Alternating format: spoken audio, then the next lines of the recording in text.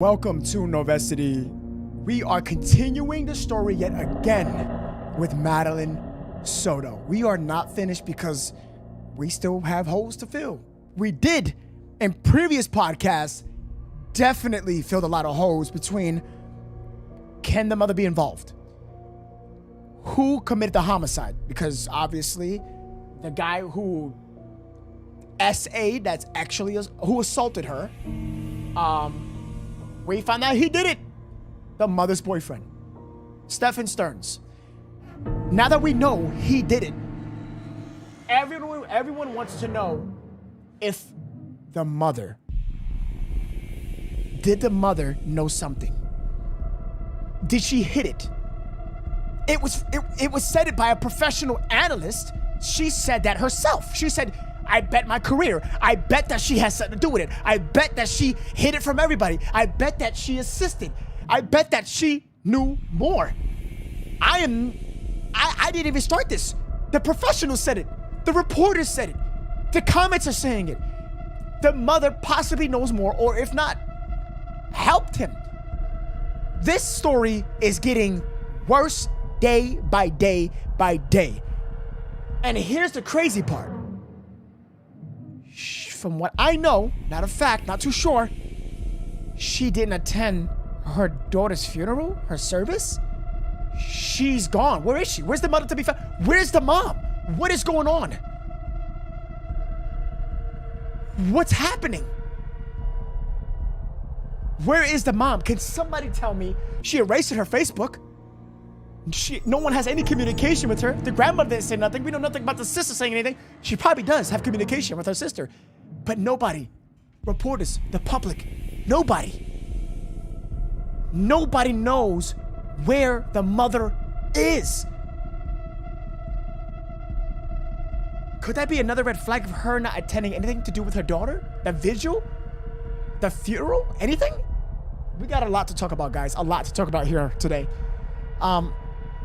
My name is Nove. Welcome to Novesity. Novesity is a true crime podcast, trending topic podcast, and we're here to talk about the Madeline Soto case. Got some videos, an article to read to you, and a lot of information. But before I begin, hit the like, follow, and also hit the share button for me. I would appreciate that. YouTube, you know what to do. Hit that like button, share like crazy. It's good to see you guys. I think we need to get involved. Let's do it. Let's do it. Let's do it.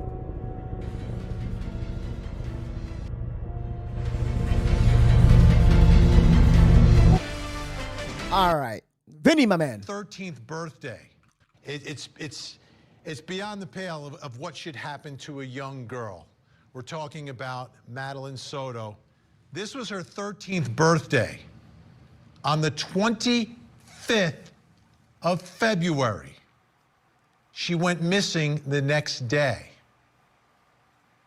Birthday party, 25th, missing the next day. Now, there's a suspect in all of this. He's in custody, but he's not charged with murder. He's not charged with abducting her. He's charged for what was found on his phone. Explicit images. Horrific images of that little girl. What's the connection between him and this little girl? And hold on, it is a fact now. It is her in the images in the phone. I mentioned this yesterday. I'm just saying it again, okay? It is her in the phone. I got the affidavit right here, which I was supposed to show you guys yesterday. It was what was in the affidavit, but it's some of the stuff that was in there it's unredacted. You see, it says it right here. Everything says it right here, guys. It said some pretty nasty, gnarly stuff. Don't worry. We're going to jump into this. We're going to get into this. We're going to read it. And I'm going to cross-examine it of what we learned yesterday and the day before that. We're going to get these facts, some of the facts today. Tomorrow also, well, probably the next day. But today we're going to get some details. Let's get involved. That's his girlfriend's daughter. Apparently he calls her his stepdaughter we've got bigger news tonight. Stepdaughter. Now, the initial arrest was for what was on his cell phone, Stephen Stearns. That's his name. And the affidavit that was released was heavily redacted and didn't have a ton of information. It had enough that you knew what was on there was really bad. But a second affidavit has been released. It's not as heavily redacted and tells a more deeply disturbing story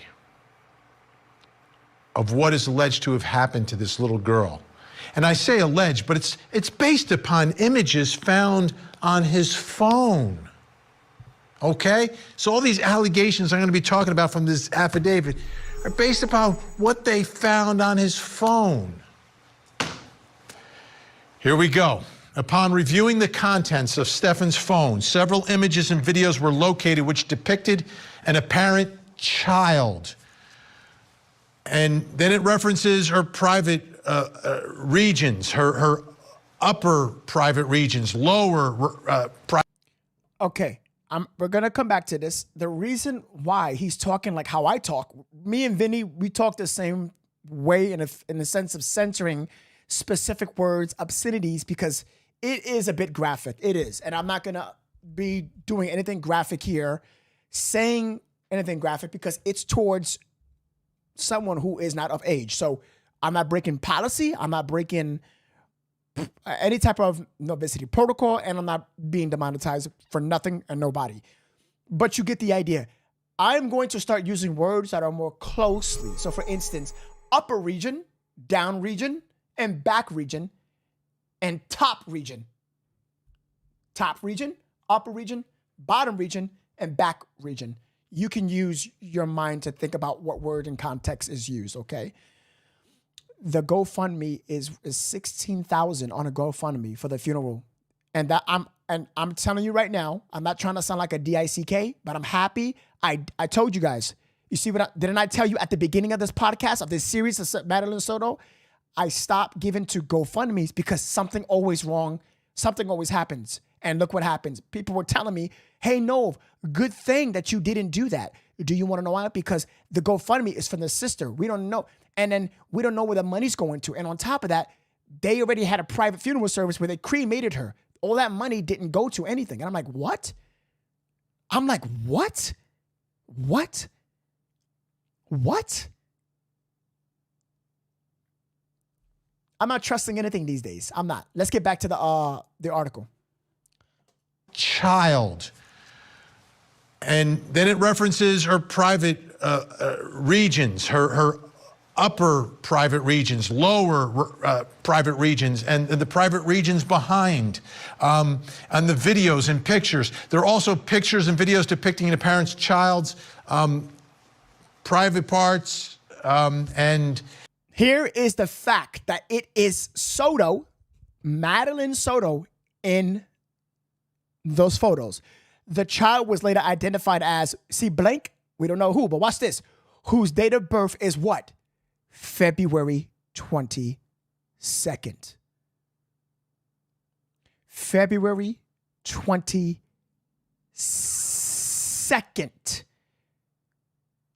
I told you guys, it's you know who. Precious with the 200 stars. Thank you so much. Mary Bellman with the 100 stars. She says, heading back over to YouTube where I am a member, but I just want to shoot some stars. Aw, Mary Bellman, that's so sweet. I'm proud of the part of this group. We love you, Mary Bellman. That's very sweet of you. Thank you.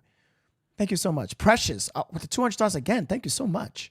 Thank you. Jalapeno with the 145 stars says, hey, Nov, I absolutely love your podcast. Just became a subscriber last night. You're amazing. Telling the stories and the kindness you have for the victims. This poor baby girl would love to get this poor baby would love to get my hands on both parents. Damn. Trust me. A lot of people are saying the same thing, Jalapeno. Love the name. Horrific assaults. That's all I'm going to say. This warrant is to charge that the act occurred on August of 2022 when the victim was 11 years old. Remember that picture I showed you of her birthday? She was 13.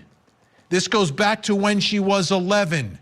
Based on the totality of the circumstances, your affiant, that's the detective, has probable cause to believe Stephen committed a sexual battery on the victim when the victim was under 12 years old. She's been suffering for years. Yep. Years. Yep. Tell him. This monster's been in her house. Tell him. Sick monster. For those of you who don't know everything that's led up to where we are now, I'm going to go through the timeline for you again. Sunday, February 25th. This is when Madeline celebrates her 13th birthday. She becomes a teenager. Most teenagers want to celebrate, and it's like a great moment. Hey, I'm no longer a kid, I'm a teenager. Now knowing what she has been through, I don't even know how she could smile. Her mom wasn't there at the party because of work. And later that night, her mother claims that she spoke to Madeline for the last time after the party. Next day, Madeline seen for the last time after she's dropped off near her school, allegedly, right? Stearns, the boyfriend, claimed to have dropped her off a little less than half a mile away at 8:40 because she was going to be embarrassed if she was dropped off at her school. Police suspect she was already dead at this time.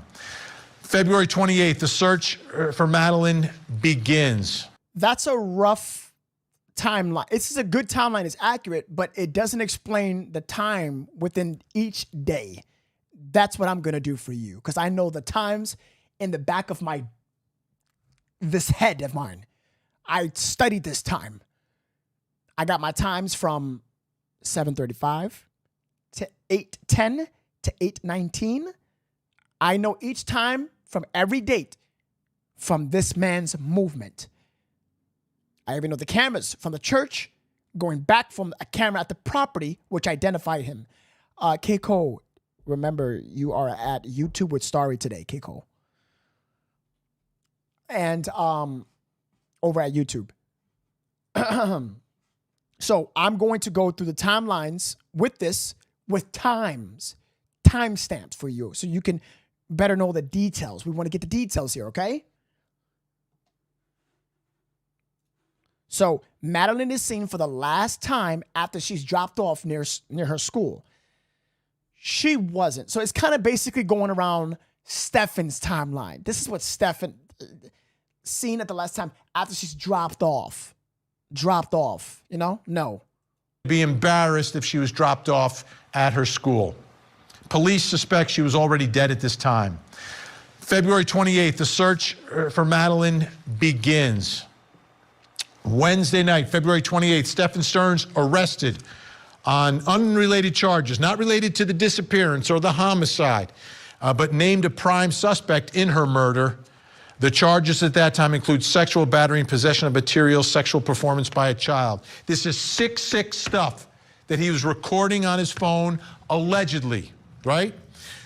March 1st, Madeline's body is found. It's not, I'm surprised they said allegedly here. I'm surprised. It's not allegedly. He did. It's confirmed. They have it. He's arrested. He's in custody. It's a fact. It's not technically allegedly. None against Vinny. I love Vinny. Love him. But it's not really it is allegedly, but it's a fact. It's a fact. What is not alleged, like what is allegedly is he's connected to her homicide. We can assume so because the body's in the car. He's driving. He knows about it. It's in the car. How can you not know about a little girl's body in the car? If police said they identify the body, they believe she's been passed away, then he drive back to the apartment complex with the body. How do you drive back to the apartment complex with a dead body in your car and not know how that body died? What, he just drives back in the car, went to go get some Sunny D and drunk an orange juice, and then went back into the car. Mind you, the mother's at home, which is another red flag. I don't know how. Then he drives back to Hickory Tree Road. Stay with me here, okay? Stay with me here. Found off of Hickory Tree Road, 17 miles away from Kissimmee in St. Cloud, 17 miles from her home. Now, let's get back to the affidavit. because this is significant as well. Remember, these images that they find on his phone after he had accidentally done a factory reset on them, by the way. That's what he told investigators. Oh, yeah, you can take a look at my phone, but I accidentally did a factory reset. They still got the information. Previously, detectives of the Orange County Sheriff's Office were executing a search warrant at Stefan's home address. This address is also where the victim, her mother, and Stefan live. They took images of the layout of the residence, okay? So there's pictures of the house. Based upon a review of the images from OCSO, execution of the search warrant at the residence, the room pictured in the images from August of 2022, these assaults on an 11-year-old girl, match the rooms in that residence. So right there, we can confirm a multitude of things. Number one, the person involved, Stefan. Number two, the victim involved, suspect involved, Stefan. Victim involved, Madeline Soto. And a third thing, it's in the house. Now we are finally plugging hole after hole after hole. The title of this podcast is, what is it again? Where's the mom? Where's the mom? This is going to be connected to that coming up right here. Where's the mom? So now we know the scene of the alleged sex crimes which were on his phone, allegedly. It's the house. What about that house? What kind of house is it? It's a condo. It's an end unit, 2 floors, 4 bedrooms, 3 bathrooms, about 1,400 square feet. It's a nice little complex, but it's not a huge house. This is super important right now, and I need you guys to look at this. You might not think this is important. I taught you guys. I tell you a lot of stuff, and I'm telling you, every detail matters. This is important, and let me explain why. Number one, it tells you how many bedrooms. The grandmother says, correct me if I'm not mistaken, chat, she sleeps with the mom. Or, could it have been that, obviously, the mom sleeps with the boyfriend, but they were not together. So they would sleep in different rooms, 4 bedrooms. If that's the case,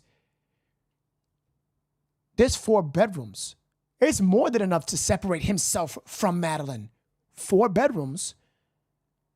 As a detective, if I was a detective, I'll be very smart when doing this. I would see how many bedrooms, how many floors, check the metadata to see what time is he committing these acts, to see if the mother went to work that day, and the location of each room to match the blankets, the curtains, towels, clothing, so I can identify the location, the floor, if the mother was home, and the time. Right there. Right there, that'll tell you multiple things. Let's say the most important 2. Number 1, who did it? We know the Chronicle did it. But number 2, if the mom was at home, that's key right there. That is very important because now we can identify a pattern of these times within the metadata that is still on that phone, even after he factory reset it. The metadata would have a visual pattern. Patterns are very important because humans are consistent when it comes to pattern behavior because it makes us comfortable. We naturally have patterns. We do. And then we can see that pattern within that time, within the metadata, we realize that pattern and to see why he chose these times to commit these acts. Cross-reference that time with the mother's schedule to see when she worked or not. There it is. That's what I'll do. That's why this is important to know this information. Let's get back. Right? Two levels. 1,400 square feet.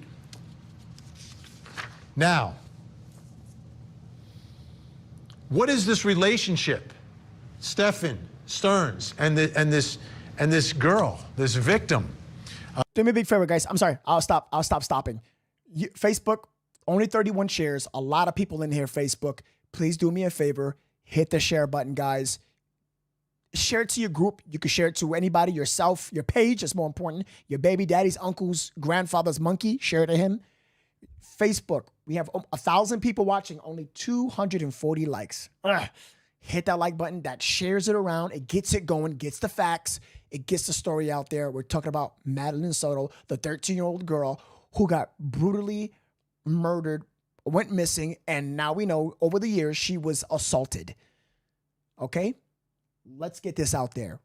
Congratulations, Gabriella, for this first super chat over at YouTube. Congratulations. I'll read in just a second. Let's finish this. The mother, okay, this is in the affidavit of the officer. The mother advised her daughter's stepfather, Stephen Stearns, picked her up from home and dropped her off at Hunters Creek Middle School. So that's what when this is still a missing persons case, that's what she says, that it's the stepfather. But they're not married.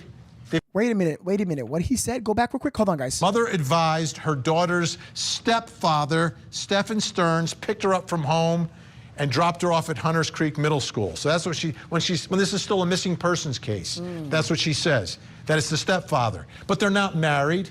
They've been together, I think, for years at this point, because we know the alleged abuse goes back years. But the mother refers to him as the stepfather. I wonder if she called him dad. Did she call him dad? Is this a cover? Is this trying to make it look like, oh, we're a normal family, nothing to see here? Right. Or is that legitimately the way this family was functioning and operating? Now, in her interview with WFTV Orlando, the mom, Jen Soto, was asked about the last time she spoke to Madeline. Pay close attention to how she refers to Stephen Stearns in this interview. We spoke about her birthday party. She had a birthday party on Sunday. She had a great time. I couldn't make it because I was working, but she had an amazing time. She was so happy with all her gifts. I told her good night, and yeah, that was it. I wasn't the one who took her to school in the morning. That was my partner.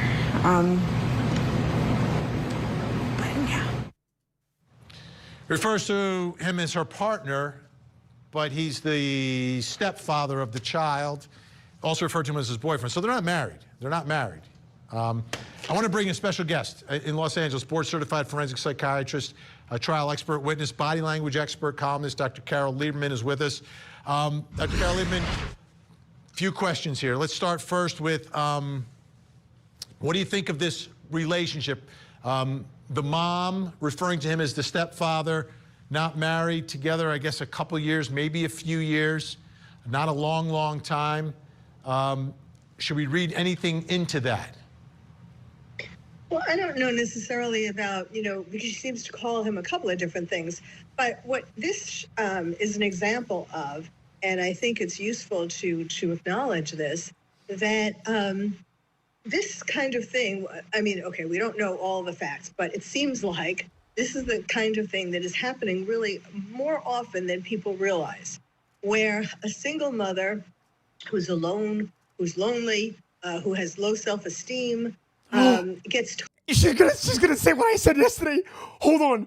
Remember what I said? That it's a possibility if the mother is on this, she's a lonely mother, low self-esteem, depression.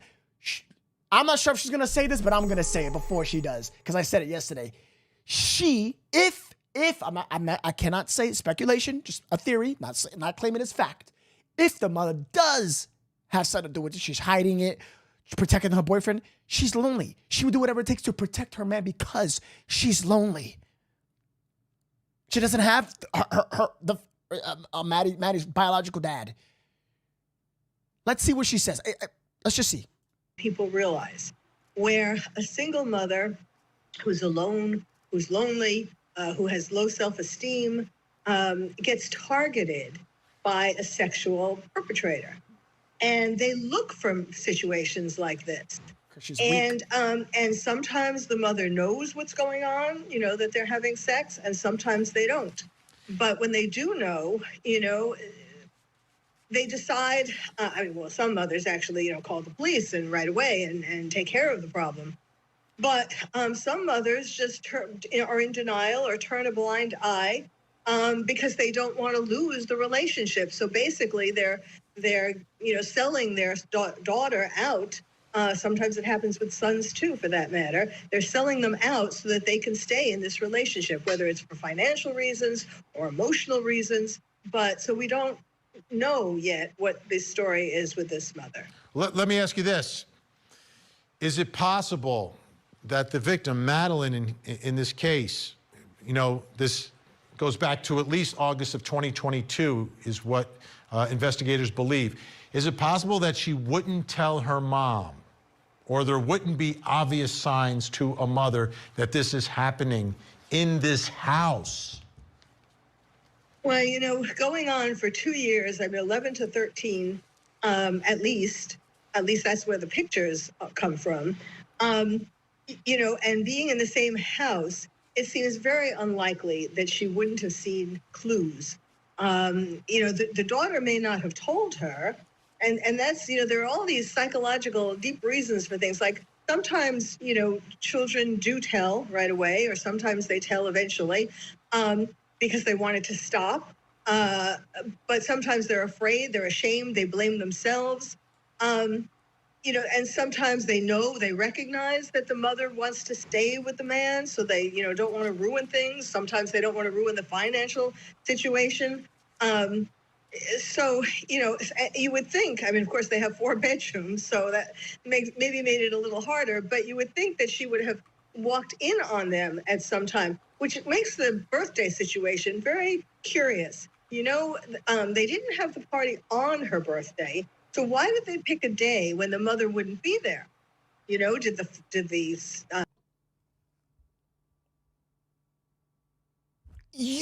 I didn't think about that. Her birthday party was on the day. That's not her birthday, by the way. It's just the 26th. 22nd. Wait, 22nd.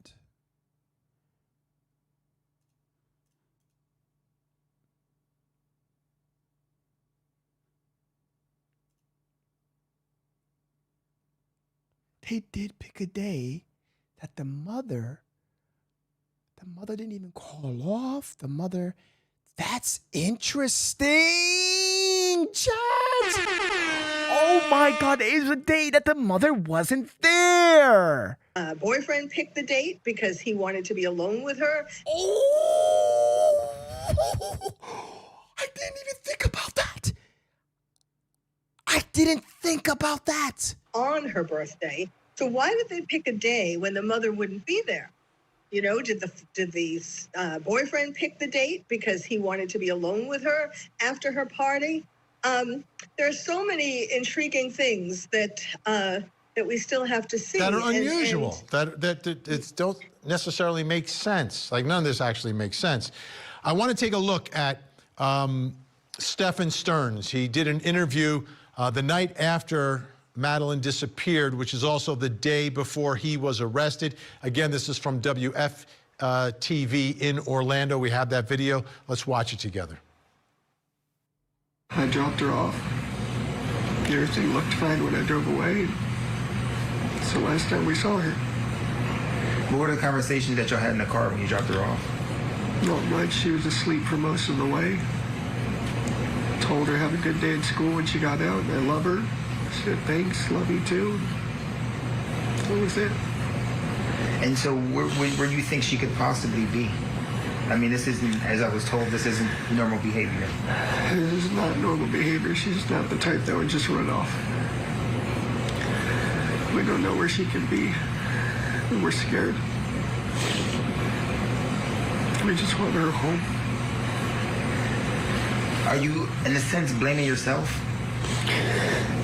It's hard not to. It just keeps coming in waves. This reality keeps hitting. We don't know where she is. We don't know if she's safe. We're just scared. We just want her home. Conflicting reports here and there. People say they see this or that. None of it's conclusive and none of it's helpful. We just want our baby girl back. Dr. Carol Lieberman, your thoughts?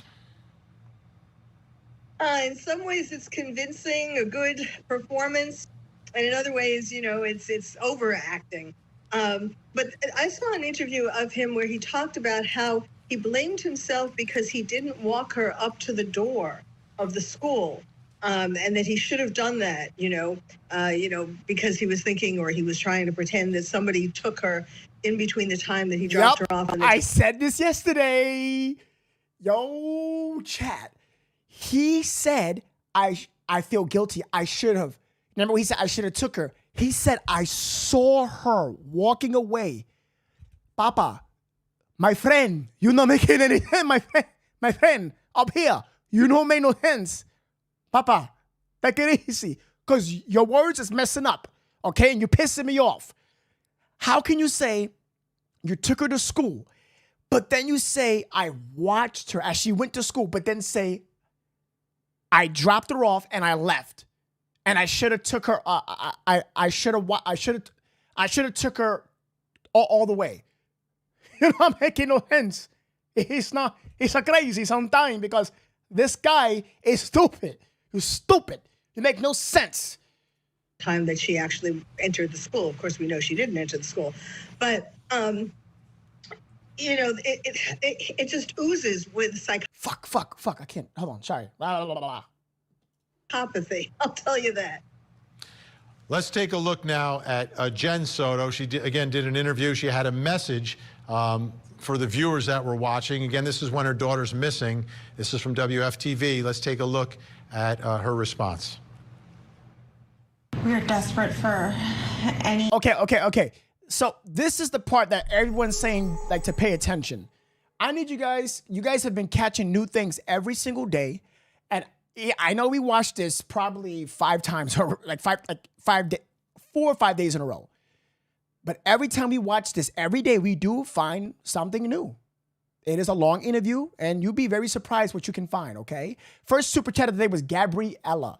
Gabriella said, the moment, excuse me, sorry about that. Hold on. It's right here. She says, the mom is super guilty too.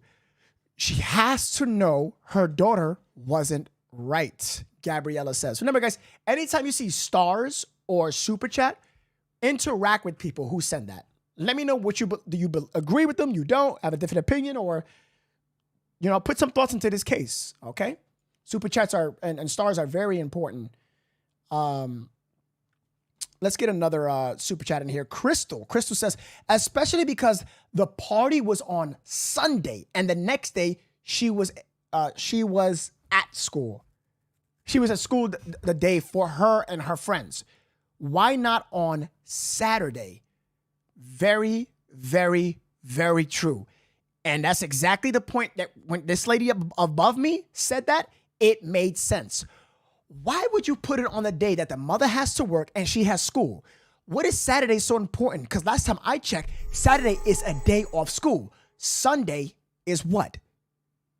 Sunday is the last day before entering school the following day. But not only that, less friends could attend, less people. Why is it the need that you need to put this birthday party on a Sunday? You know what we should do? If anybody in the chat, anybody, please, no speculation, no maybes. I like facts. She had a video of her birthday party on the 12th. Remember, when she turned 12. Can you tell me what day? If that's going to be hard to find. You don't have to do that now. Do it later. We could talk about that on tomorrow's podcast, Tuesday. If you could find that day, let me know what day that lands on. Because mother has the same job, same boyfriend. He has the same Disney job. Not looking too good for anybody at this point. At this point.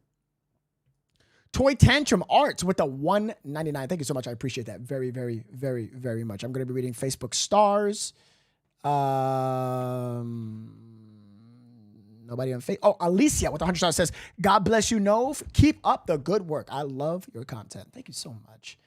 Alicia Corando over at Facebook. Thank you. All right, guys, let's pay attention to the mom. I need you guys to pay attention. Let me know. This is an updated video, by the way. This is a new video. Not the video that we're seeing right here, but the whole entire video as above with Vinny in it, okay? Take a look at her response. We are desperate for any answers, anything that you could do to help. I'm here for it. Just please, if you see my daughter, just please bring her home. I just hope you're okay, Maddie. I hope you're safe. I hope you're not hurt. I just hope she's okay. Dr. Carol Lieberman, what are you seeing and hearing from Mom there? Well, that also doesn't really ring true, but it does seem like she is very sad, that she is scared and sad, although by then she probably knew that her daughter was dead, but so it's not as phony as his, but I mean, it's more quietly phony, because there's some real emotion of being upset about what could have happened to her. Dr. Carol Lieberman, great to have you with us tonight. Great insight. Appreciate your time. I know it's valuable, and I know we'll be speaking again. Thank you so much. Thank you. All right, folks, when we come back, we are going to bring in our live in-studio think tank. And all right, so while he brings in his think tank, this is the perfect time for you guys to reassess and think about everything we are now learning even more on the Madeline Soto case. This case is puzzling many, many, many Americans all over here. People even outside the country are watching this, which is a beautiful thing. It's good to spare this proper awareness to people as this thing happens all around global on a global scale. Hopefully it doesn't anymore. Somebody said that her birthday was on a Wednesday. On her 12th birthday was on a Wednesday. So let's go back to 2023 and let's go to February. Her birthday was on a Wednesday. That's her birthday, but I'm talking about the birthday party. We know she was born on February 22nd. I want to know if that changed. I want to know, was this day on we probably won't even know. We'll have to talk to the mother. I will have to reach out to the mother, but I have no way. I should have contacted Madeline Soto's mom. I should have done that to let her speak. Even though very little people believe that she's innocent. She has nothing to do with this. I'm going to be honest. I don't even know what to think at this point. I don't. There's a lot of red flags, but I cannot put a hard fact on her yet. You know what I'm saying? There are red flags though. Don't get me wrong, guys. But I want to get it right. I'd rather be patient and get it right. Man, if I can get in touch with her grandmother in Florida. She said that the grandmother lives right close to the school. Looks like I got more digging to do. I got to get in contact with the grandmother then. I would love to have an interview. Would love that. None of your business with the 5 super chat. None of your business. Look at this chat. Notice when the reporter mentions the detectives, she starts shaking hard. I believe that was also mentioned how she was like, with her leg kind of going like back and forth. Don't know if that was like, I mean, she was shaking. I can't lie. But I don't know if it's just her daughter being missing or I don't know. It's hard. It's hard. She looks nervous, not sad or worried. See, Jules just agreed with you in the super chat. She said it too. Jules said it too. She looks nervous. Damn, everybody's saying this. It's crazy. Well, going on for 2 years, I mean, 11 to 13, at least that's where the pictures come from. And being in the same house, it seems very unlikely that she wouldn't have seen clues. The daughter may not have told her, and that's, there are all these psychological deep reasons for things. Like sometimes, children do tell right away, or sometimes they tell eventually because they want it to stop. But sometimes they're afraid, they're ashamed, they blame themselves. And sometimes they recognize that the mother wants to stay with the man, so they, don't want to ruin things. Sometimes they don't want to ruin the financial situation. So, you would think, I mean, of course, they have 4 bedrooms, so that maybe made it a little harder, but you would think that she would have walked in on them at some time, which makes the birthday situation very curious. They didn't have the party on her. And we're talking about Madeline Soto. And the question tonight, a lot of people are wondering, like the mother, did she know anything? Did she have any idea? Because today's headline is that the allegations of sexual abuse started back when she was 11 back in 2022. So let's bring in our think tank. Join us live in studio tonight, criminal defense attorney, entertainment attorney, former assistant DA in Atlanta, Daryl Cohen. Also with us tonight, criminal defense attorney and Emory University law professor Molly Palmer. And finally, joining us in-house for the very first time, criminal defense attorney, former prosecutor Brian Watkins. Great to see everyone tonight. Daryl, do you think they're taking a look at mom? Do you think they're investigating her? If they're not investigating her, then they need to quit investigating. Because if she was there that close for at least 2 years and she didn't have a part in it, she had a passive part in it. And what happened to her daughter was unimaginable. Well, they're looking at mom. I mean, that interview, here's the thing, call a lawyer, don't make statements. Wait a minute. No tears. But let's start here. A child is missing. Correct. Right? Correct. If your child is missing and you don't speak out and you get a lawyer, my child's missing, let me call Brian Watkins. Yeah, talk to a lawyer, and then maybe you still make a statement. But that uncounseled media statement with no tears, I mean, I think that that's going to come in at trial. I think they're looking at mom. And here's the issue with the photographs that are found, that we described in the affidavit. That is such a serious offense. It could be a federal offense, production of child sexually exploitative material. Correct. A very serious mandatory minimum. Preach. You can reset your phone. All that evidence is still there. They are going through all the electronics. Mom is under scrutiny. I think both of them are going to end up liable for a lot. Oh my God. That's her child. She has care, custody, and control of that child. So she's automatically being looked at, even by letting the boyfriend around the child. And so she's going to be scrutinized. Clearly the boyfriend's actions are going to be charged. And she's going to be charged also by aiding and abetting him by giving that fake story to the news media. And I think they're going to use that news media story against her when she has these fake crocodile tears. And, she doesn't act like I don't even know if she had crocodile tears. I didn't see any tears, but what I did see, I thought he was very credible. And if not... Yes. Listen to what he said. If anything, he will be more credible with this theatric performance. You guys ever thought about that? The person who seems more guilty showed more remorse. Do you see that? I think he's about to say that, but I just said that right when he said that. He was more credible in his performance. Even though with dry tissues and red eyeliner, he put up this display. But people like you even said it yourself that the mother didn't cry or nothing. You see what I'm saying? You get it? Listen. See any tears, but what I did see, I thought he was very credible. And if not for modern technology of having all of the evidence on the phone, and by the way, I tell people it never goes away. Have you ever dabbed your eye and then you look at the tissue and there's no water there? Like, what was that? Because he had great Kleenex. What was that? And had he called a lawyer, the lawyer would say, if you factory reset your phone, it's still there. Why are we calling lawyers if we have a missing child? Because obviously, at least, I mean, in terms of what we've seen in the affidavit, there seems to be some... Okay, are you advocating that innocent people with missing children, get a lawyer before they call police, before they talk to the media? Always call a lawyer. Yes. Brian Watkins and Associates. Do you think innocent people don't get accused? In this case, there's plenty of reasons for them to call lawyers. I think, based on what we've seen in the affidavit. But even innocent people, before they get embroiled in some sort of media discussion about a high-profile missing child case, should consult a lawyer. Yes. I'm talking about wait. I'm just changing the gauge. Like factually innocent. Like you did nothing. My child is missing.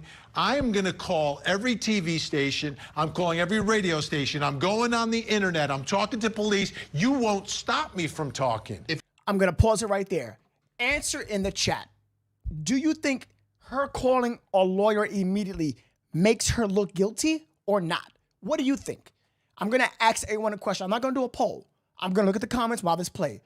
Do you think calling a lawyer very early makes you guilty, or you just want to prepare yourself because you don't want to be scrutinized for false allegations? Answer that in the comments. Yes or no? Does it make you look guilty? Yes or no?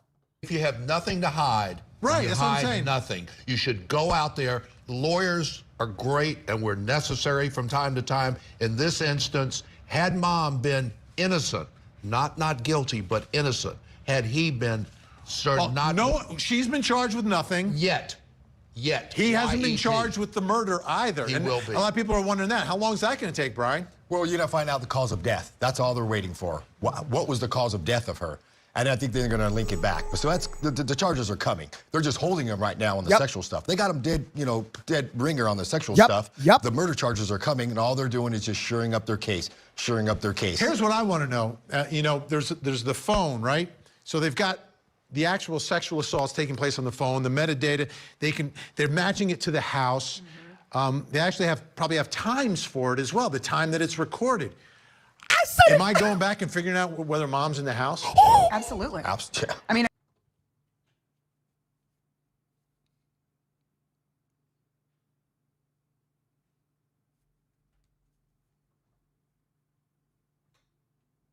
Who's going to say it? Who's going to say it in the chat? Vinny. Am I going back and figuring out whether mom's in the house?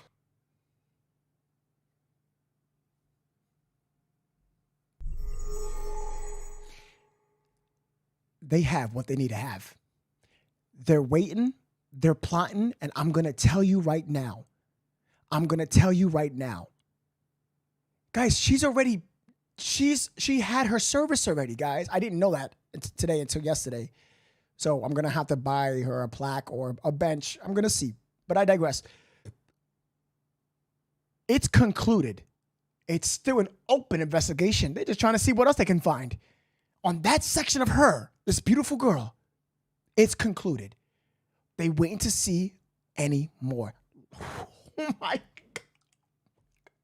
Oh my God. They're matching it to the house. They actually probably have times for it as well, the time that it's recorded. Am I going back and figuring out whether mom's in the house?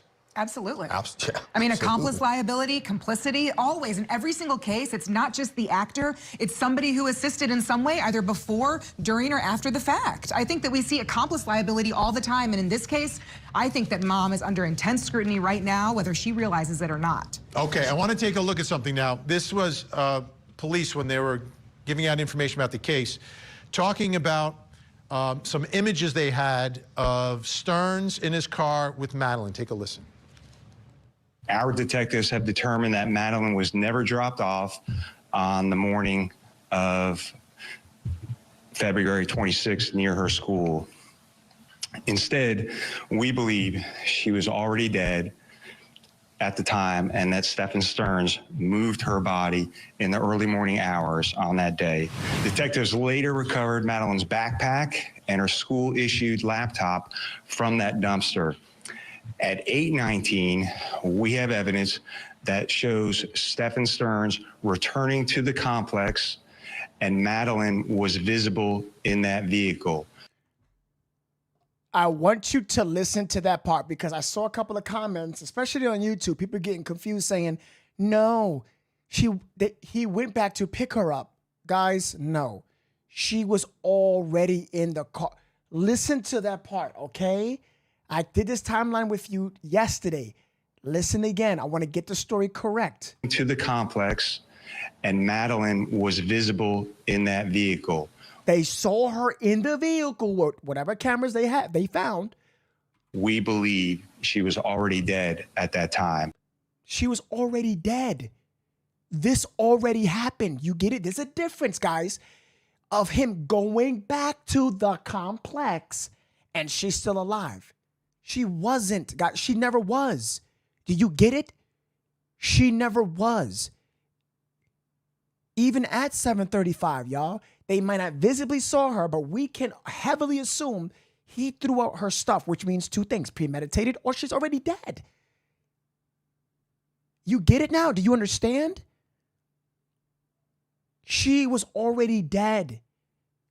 They strongly believe that. There's proof already because If you want to go to the latest time, it's 8:19. She was in the car. She was already gone. This poor baby girl. That's the difference. There ain't no, she was alive. No. You know what I'm saying?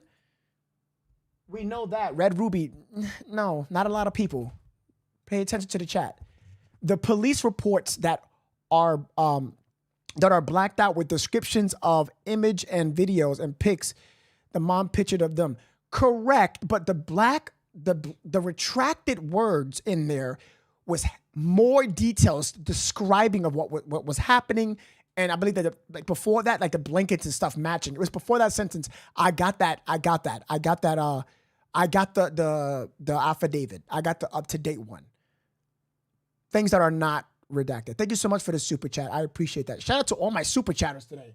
You guys are incredible, incredible. I believe he killed Madeline early Monday morning. That is definitely a heavy possibility. Let's keep going. Okay, but in her interview with WFTV, Jen Soto, the mom, claims that Madeline was spotted on camera after police, as you heard, believe she's already dead. Take a listen. We dropped her off at school, close to school. She wanted to walk the rest of the way. I'm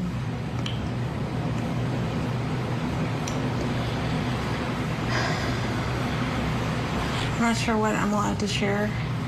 You can share whatever you feel comfortable sharing. I know you had conversations with detectives. Not sure what that conversation is, but whatever you feel comfortable sharing, that we'll put the awareness out there. Yeah, she was spotted walking by the church, by the middle school on the cameras. They saw her hang out in the parking lot for a little bit and then get up and leave. They didn't see a vehicle or anything else. They just saw her walk away around 9 a.m. heading towards the school, but she never made it. I'm confused. It seems she's getting that information from detectives, but they say that she's dead at 8:19, but they're telling her that they have video of her walking around at the church. You know the problem? If you lie, you have to remember what you said. Oh my God. You better preach it. Remember, anytime you switch up your stories, red flags, because the truth never changes. We learned that in the Savannah Soto case.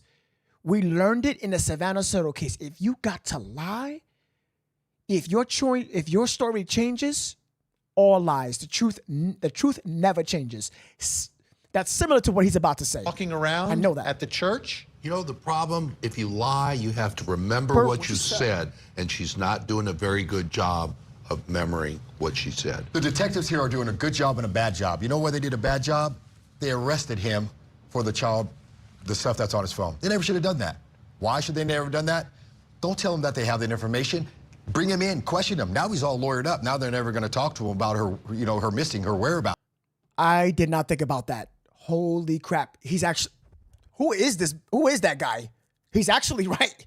What he did that day. What did you do to drop her off? Don't charge him. Hey, we want to bring you in. We want to talk to you about where she was. I'm gonna rehearse what happened when you dropped her off, rehearse what happened when you dropped her off, and just give him enough rope and let him hang himself, then hit him with all the charges. So disagree. He could have left. If he is arrested, he goes nowhere other than behind bars. And had you done what you wanted him to do, he could have left. This is not a classy guy. He may not have been able to get far, but he may have gotten Then away. if he leaves. I disagree. I disagree with the guy in the red tie because the whole time he could have left. He could have left. I believe the guy with the blue suit. I believe the guy with the blue suit. And let me tell you why. He could have left the whole time. Even when he gave the phone in, he stood, he did the interviews. He's the kind of guy that would display these heavy theatric ways to try to, he's a snooper. He's a snooper. He's a crybaby wuss, baby puss. He would do whatever it takes to if I do it this way, I'll get away. If I cry, I do this. You can't, the guy in the red, respectfully, I'm saying I don't agree with him. The guy in the red tie, because he did the performance already to try to fool you. No, you don't. We got him already. We know where he is. And they consoled each other. He would have stood with her in that house. He would have stood with her. Where he's going to fled to? He has nowhere to go. His mom and dad's house? They know, they got that address. He's not going to fled nowhere. He has nowhere to go. The cops should have shut their mouth, keep the CP in the phone, question him. You could have added more charges. Not only that, you could have gotten more information with the mama. Now he lawyered up. He's not going to say nothing. You could have used him to add charges if the mother has something to do with it. Absolutely, absolutely, I concur 100% with the brother on the left. You definitely know he did it. Consciousness of guilt. Flight. Got him. Flight got him. That's right. Come on. Preach. That's how you do it. Now that's the tech. That's investigation work. That's investigation work right there. This is not a classy guy. He may not have been able to get far, but he may have gotten. Then if he leaves, you definitely know he did it. Consciousness of guilt. Fight. Got him. That's it. You got him before he. Don't let him fly. I mean, at the end of the day, this interview, I think it makes both of them seem as though they have no credibility. And that's a major we have to issue. remember, this is the point where there's a missing child. Right. And she's putting out information that her daughter was seen walking. She also said we dropped her off. Yep. She didn't. And she later said, and why is she saying we? Why is she saying any of this? I mean, this is going to be introduced by the prosecution at their trials, and it's going to sink them. And this is exactly So you why. believe mom might be on the hook here? There's think so. agreement across the board here? No, I don't think she might be on the hook. I think she is on the hook. All right. Hook, line, and sinker. Think Tank with us the whole hour. Up next. Oh my God. This is talk about a roller coaster of emotions, what has been going on. This case, this is a crazy one. This is a crazy one. And you know, those were some very good ways on looking at this case. Facebook is popping up with these stars. Janet says, pay attention. Pay for Stefan's attorney with the 500 stars. Who's really gonna wanna be with this guy? Honestly, Precious Carmelo with a 200 star. Thank you so much, guys. What's the terminology that when a lawyer relieves himself from a case, when he doesn't want to be part of a specific defendant? There's a word for it. That when a lawyer doesn't want to, like, the lawyer does something. I forgot the word. I'm a geek, okay? Don't judge me. I like to learn. Jalapeno with 100 stars says, so do we know if the police checked the mother's phone to see what she has as well? Jalapeno, that is a very, let me highlight Jalapeno's question over at Facebook. Facebook is going crazy with these stars today. Look what Jalapeno said. Jalapeno said, so do we know if the police check the mother's phone to see what she has as well? I don't even have that information. We can assume so. You know, but I cannot say for a fact. Recusses? That's the word? Guys, you're about to make fun of me, but I'm going to Google it. Don't make fun of me. Recuse. Recuse. Qualified to perform illegal duties. Potential conflict. Excuse oneself from a case because the potential conflict of interest or a lack of recuse. Recuse. Recuse.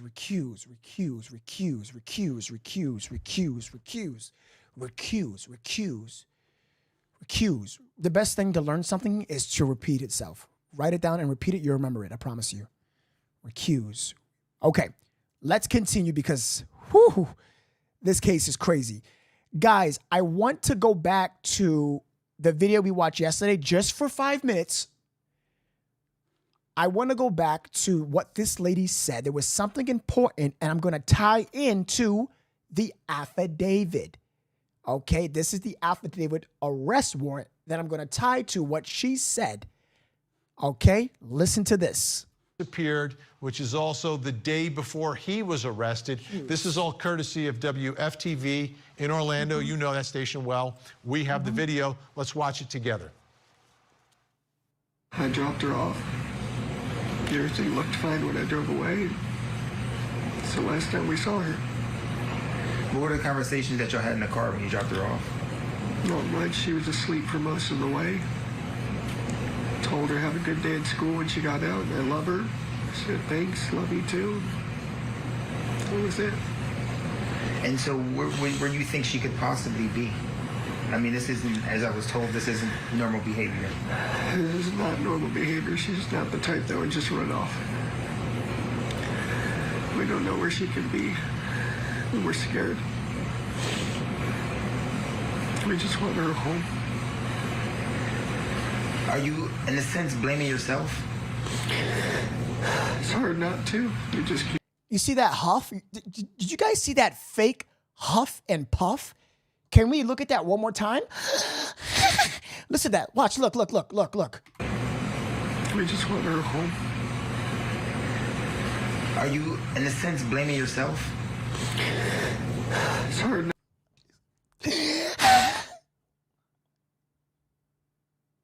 You a coward, bro. You a coward. That's fake. Not to. It just keeps coming in waves. Just the reality keeps hitting. And we don't know where she is. We don't know if she's safe. We're just scared. We just want her home. Conflicting reports here and there. People say they see this or that. None of it's conclusive and none of it's helpful. We just want a baby girl back. Okay, Susan, let's start with Stephen Stearns, who's in custody now for what was found on his phone, but obviously a suspect in this investigation. What are your thoughts about his statement there? There was a lot. There was a lot. In fact, when I was covering this on Fox 35, I urgently stated right on air that the sheriff's department needs to consider this person as a suspect in her missing. So anyway, when I'm watching his body language, you notice that he's looking down a lot. So he does what we call eye blocking. He doesn't make eye contact when he's actually talking to the reporter. That's always a concern for me. But let's cluster things together, okay? So when you see him taking these really deep breaths in and it comes back out, those are manufactured. It didn't go in sync with his emotional affect on his face. There's also, if you look really close, there's asymmetry in his eyebrows. One will lift up a little higher than the other one. Natural emotion will move synergistically or in synchrony on both sides. So anytime asymmetrically is always a side of concern. The other thing is there's no tears, Vinny. We're looking at him. He doesn't have red bloodshot eyes. He doesn't have any tears coming down his face. He's got this kind of scratchiness in his voice, and he's pushing these emotions to a... I love this lady so much.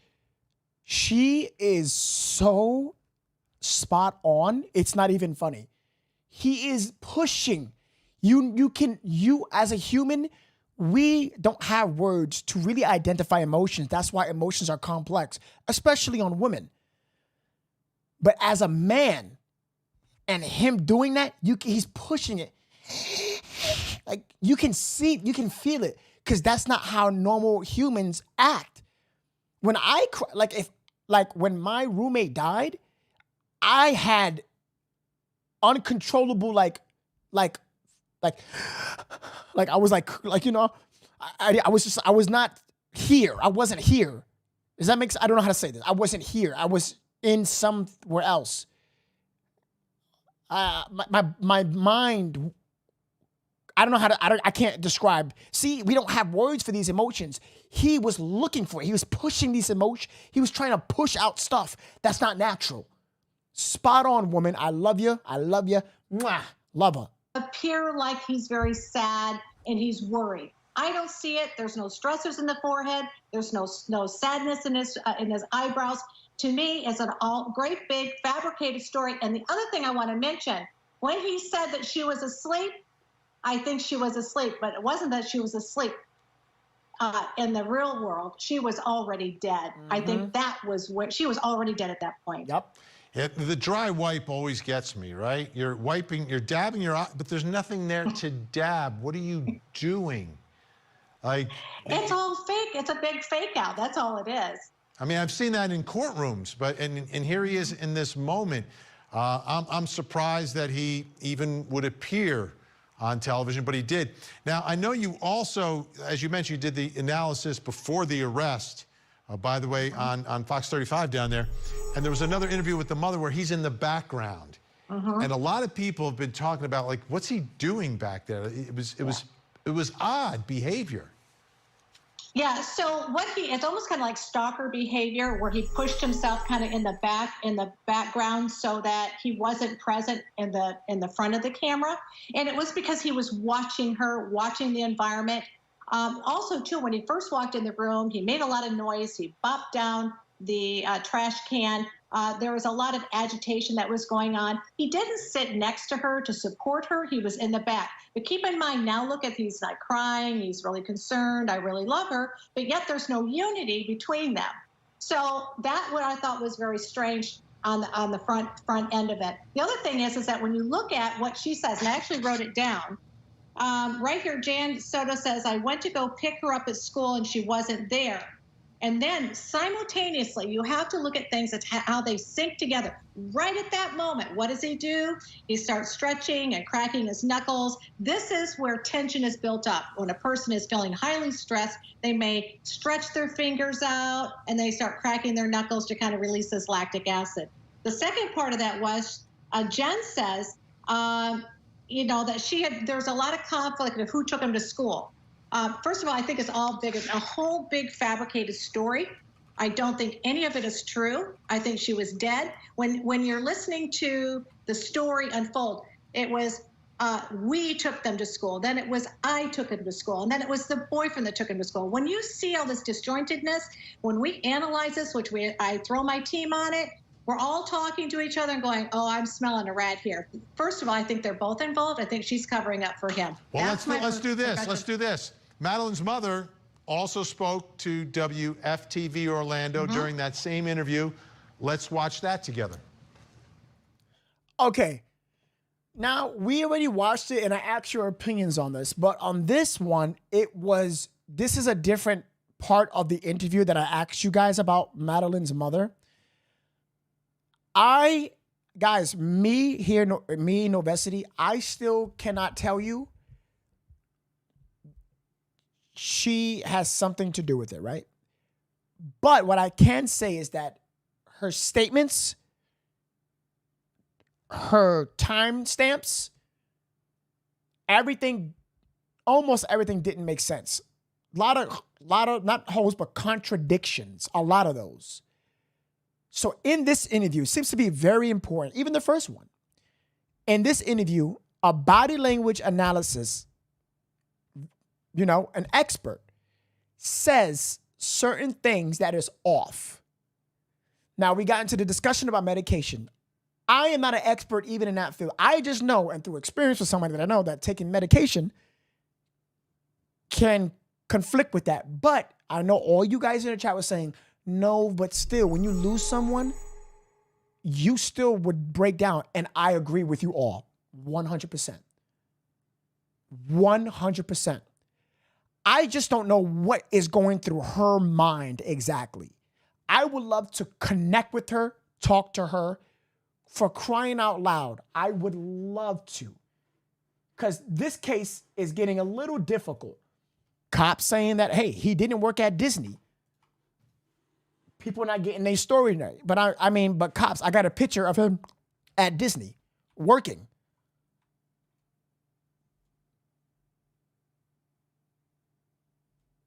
He's working, looking like a McDonald's worker from the 60s. Look at him.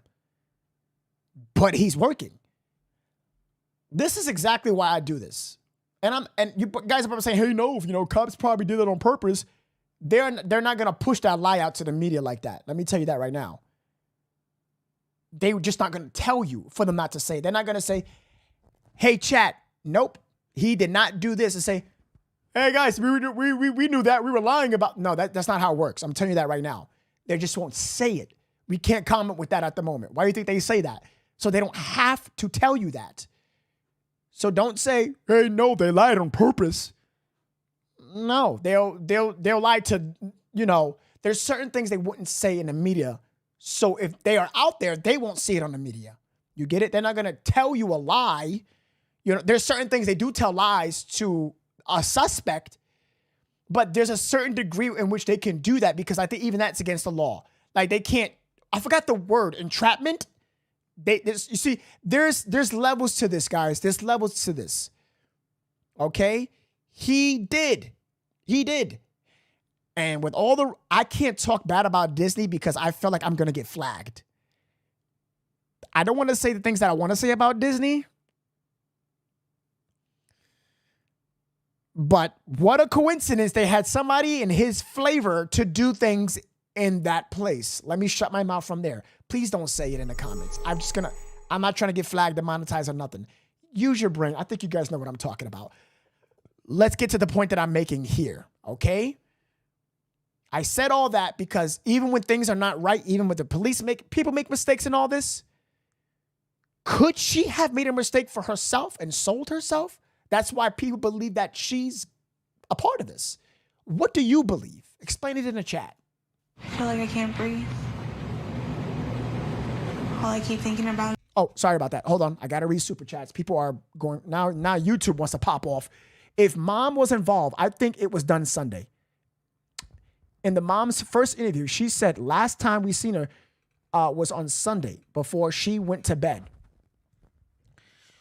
Well, that's bullcrap because in another statement, the mom says she saw her getting dressed, getting ready for school. You see what I'm saying? You see what I'm saying when it comes to holes in a story? I hope you guys understand what I'm talking about now. Victoria Cross. Oh, you got my last name. Oh, shit. I probably should never said that. Damn it. With the 2 super chat. Appreciate that. Toy Tantrum Arts with the super chat says, the mom said she called him to take her to school. He killed her son. Both made it look like she was kidnapped and killed in the woods. The mom said she called him to take him to school. He killed her Sunday. Both made it look like. I don't know exactly when he did it, but he definitely did it in the hours after the birthday and before 7 o'clock. You guys understand, right?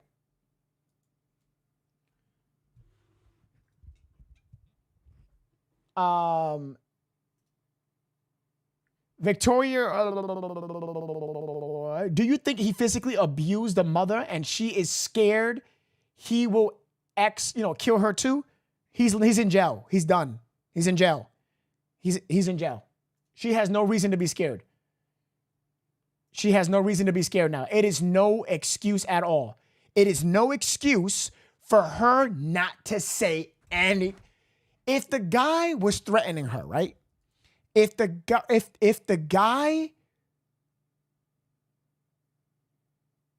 guy was to, let's say, control her in any way, she has the right to right now come forward, perfect timing, to say, guys, he controlled me. He abused me. He did this to the dog. She's not saying nothing. Guys, she's missing. She's gone. Not missing as in she's on the run, as in we have it. There's nothing. No one can reach her. I would be very surprised if she's in flight mode. If she's in flight, that means guilty. But more likely she won't do flight. She wants to seem as innocent. When you take flight, you're guilty. Say I'm not right in the chat right now. When you take flight, you're guilty. We just said that. She ain't going nowhere. She might be spending a night at friend's family's house, but guess what? She's in a situation where you're not able to find her, but she knows what's going on. She's probably watching this podcast for all I know. And if you're watching, most likely you are because you type your name in the news and I pop up. Trust me, I'm in the Google search results, even on YouTube. If you are, mom, come forward, talk. Lawyer up. You probably, definitely want to do that. I do agree. I would do that if I know I was innocent, obviously. I'm not a monster, but you probably lawyer it up. But damn, you got to release a statement or something. You got to talk. You got to say something. You got to show something that you really had nothing to do. Then again, who you have to prove to that? The public or the judge? I think you choosing judge. That's why you're quiet up and you're going to lawyer. You're quieting it up. You're lawyering up and you're going to prove to the judge, hey, if the prosecutions are looking for you, you know what I'm saying? So Madeline says over at Facebook, bruh, this woman, I would bet my life, is a borderline personality. Where is she? Is she safe? Is she okay? But we're all a wreck. My entire family is a mess. We're just so worried. We dropped her off at school, close to school. She wanted to walk the rest of the way. I'm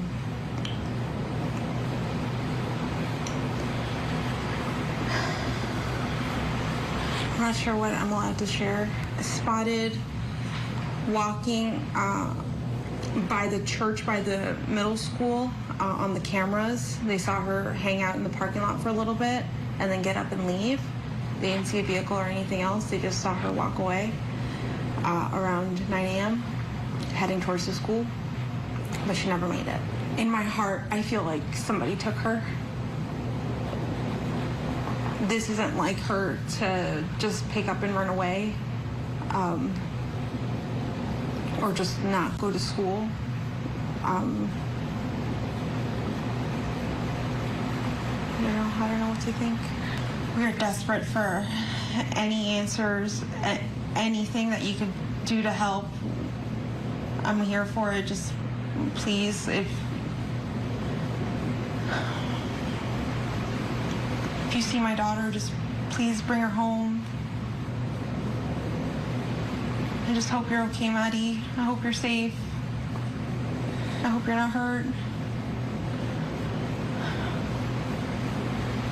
I just hope she's okay. Right there, my heart just feels for her. I'm so sorry, Mom. I hope your daughter's okay. I'm sorry you're going through this. That's what my heart is saying right now. I don't know. Maybe it's just I have too much empathy, maybe, but I just feel terrible. I do. From the bottom of my heart. Because what if it's a small chance, guys, that she is completely innocent? And I'm like, damn, I'm so sorry. I just feel for her. But if it turns out later, again, Novesity is not claiming she is guilty or, I'm not saying anything for a fact. I can't say that legally. But if she is, it so happens allegedly as has something to do with this, it will break me. It will break me. It will break me because I wouldn't know who to trust anymore. But then again, it's kind of proof in the pudding because look who put on a performance and it had people wondering yo, he put up more of a performance than her with his dry tissues. A performance. And guess what? He lied. So that's why I'm on the fence with her. That's why I'm on the fence, because if he can do that, she didn't do a very good job at it. You get it? That's why I'm on. It's a tricky situation. Professor says, do you read my email? No, I probably didn't. I'll take a look. But again, emails are for business inquiries only. But I will take a look if it's definitely about business. I got you. I appreciate the super chat. I will look at it. Okay. Thank you so much, Dr. Bana. I just hope she's okay. Okay, Susan, your thoughts here on Mom. Well, first of all, she's in fight or flight. You see her really shaking. This is not your typical nervousness. This is a shivering. Oftentimes you see that when somebody's really in trouble, right? You see them shaking they're very, very nervous. That's really more of a nervous. You see her looking up a lot, we call the three-corner white, but from the bottom. She's searching for answers. There's pauses in between her thoughts. She kind of loses her thought. She's then asking the interviewer about what she should say or what she shouldn't say, or maybe I shouldn't say it. That's really odd because that would almost imply that she was talking to an attorney or something, that she was kind of prohibited in saying something. The other thing is again, remember she saw her going across the street. We dropped her off. I think that she did, but it wasn't that day. And this is what liars do. And Casey Anthony was really good at this. She would play out things in her mind that had occurred before, or that she visualized it, somebody else doing it, but putting herself in that situation. So I am telling you right now, Vinny, and I will bet my career on it, the mother's involved. She's covering it up for the boyfriend. I don't think she had anything to do with it, but I think there was a high conflict between her and that birthday party. When you look at the language, and there was a conflict between the mother and the daughter. I even asked Fox 35, I said, hey, what's going on with this relationship with mother-daughter? There's a high conflict. Why? Because early on, you could listen to her tone. There's a lot of videos. She was an agitation, almost some anger that I could hear in the back of her voice. So the other thing is there's no tears, there's no sadness, there's no remorse. And I have to ask you a question, Vinny, and any of your viewers out there. Did you feel any emotion there? No. And right there is how I am terrified. A professional analyst who said all of that you just heard, and I actually understand where she's coming from. That scares me, because of a mother like this, I'm hoping, in your sake, Jennifer, that is what scares me. That is what scares me, chat. And I'm reading the comments right now, and you guys are, damn, kicking ass. Professor Vanna says, I wrote love you in emails. Aw, Professor Vanna. Vanna, that's so sweet. And I appreciate you too. Thank you. Love you too. Look at these. Look at the comments. Look at this. Look at this. Look what Kay wrote. She's not even a member, but I'm going to put her comment on. Look at Crystal Powell says, yes. Look at her. No tears. She cared more for that piece of S man. None. Susan Lee says, no emotion at all. Look at this. You guys are cramming a hole in her. Where did you hear this from? Time out. Wait. Worlds needs change. Her daughter told her friend at school about her mom's boyfriend. Where did you hear that? I have never heard that. Where did you hear that from? Where did you hear that from? Jacqueline Waller with 100 stars. Thank you so much. Amber with 100 stars says, I'll be on my knees should something happen to either of my kids and they're adults, especially if they're missing. I mean, of course. I mean, absolutely. Absolutely. Absolutely. Absolutely.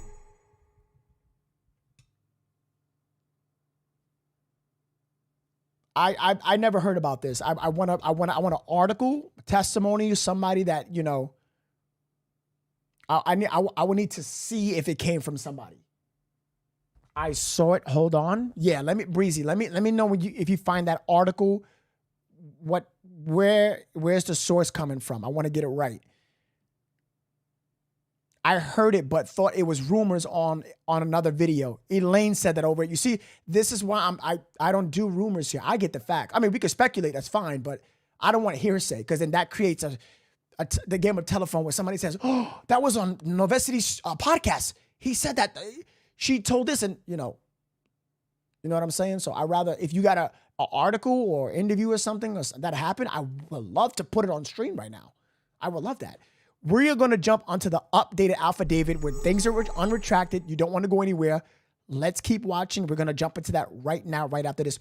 Do me a big favor. Facebook, we just need 15 more shares, Facebook and YouTube. 2,000 people watching, only 700 likes. YouTube, it looks like a battle between YouTube and Facebook. It really is a battle. YouTube, can we get to a quick 1,000 likes? That's just 300 more. It's very easy to do. Let's do it, guys, all right? Let's do it real quick before I play the rest of the video, because she's about to open up a can of whoops. You know what I'm saying? Just like the laundries lawyered up, even before Gabby was found, actions pointed towards, yup, and we found out that with Gabby Petito, the parents knew about it. Well, oh, Crystal, your super chats are going to drive me wild. Well said. Oh, wait, no, it's going to stay there a little longer because it's a, yeah. The police are checking all their stuff and getting together. I'm sure she will be arrested soon. I'm sure more charges are going to be added to the guy. Guys, I don't know why, but I'm pretty focused on the homicide. As for the mother, I mean, I'm focused on the mom too. I want to know if they're going to get further details or pursue an investigation on her. Absolutely. Maribel with the 1,000 stars. Holy chicken strips. She said she grins and almost smiles when the parrot starts talking. Are you effing kidding me? I'm a mother of 3. And if I were there, I would have, your spelling, I would have need to be peeled off the floor. Okay. Pure devastation would be me. Well said, Maribel. Well said. Well said. Well said. All right, let's continue here, everybody. There you go. We didn't. We didn't. And I hate, and again, no one's been charged at all in what has happened to her. We only know about the charges relative to the cell phone. The investigation continues. But it's a big part of the investigation, what was going on in the house, what's going on with the relationships, all significant stuff. Susan, always great to have you on the show. We appreciate your time and your incredible insight. I know for sure we'll be speaking again, so I'll just say. Somebody said that the mother changed her Facebook profile. She did, but now her Facebook is gone. Facebook is gone. It's not that she changed it now. We've been past that. It's gone. Her Facebook is gone. The mother went bye-bye. The mother is, guys, that's the title of this podcast. Where is the mom? She's gone. She's gone. I think they charged her. She's going to play victim. And that POS said on this interview that we dropped her off. I know a lot of people are saying that. I get the we part. I know. I heard it, everyone. Trust me. How many X's did we put on the board yesterday on yesterday's podcast? Let's get involved. Come on. Come on, everybody. We put a lot of X's on the board. We're here. We're here. We're here. Where was it at? Okay. I'm going to get to the affidavit, but I just want to show you this quick clip real quick, and then we're going to go to the affidavit, which shows the timestamps. Have a look at this, everyone. Have a look. Have a look.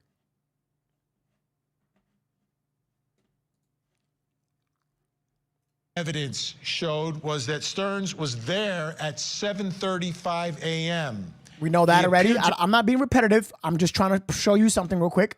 Be discarding items into the complex's dumpster. Okay? Investigators later found in that dumpster the backpack and laptop belonging to Madeline. Remember, this is 7:35 a.m. Then he leaves that complex.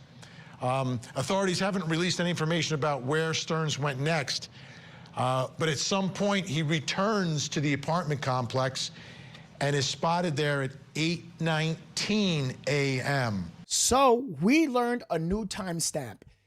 His tags were picked up at 8:10 around the school. Around the school. That is a new timestamp, ladies and gentlemen. Listen up, listen up.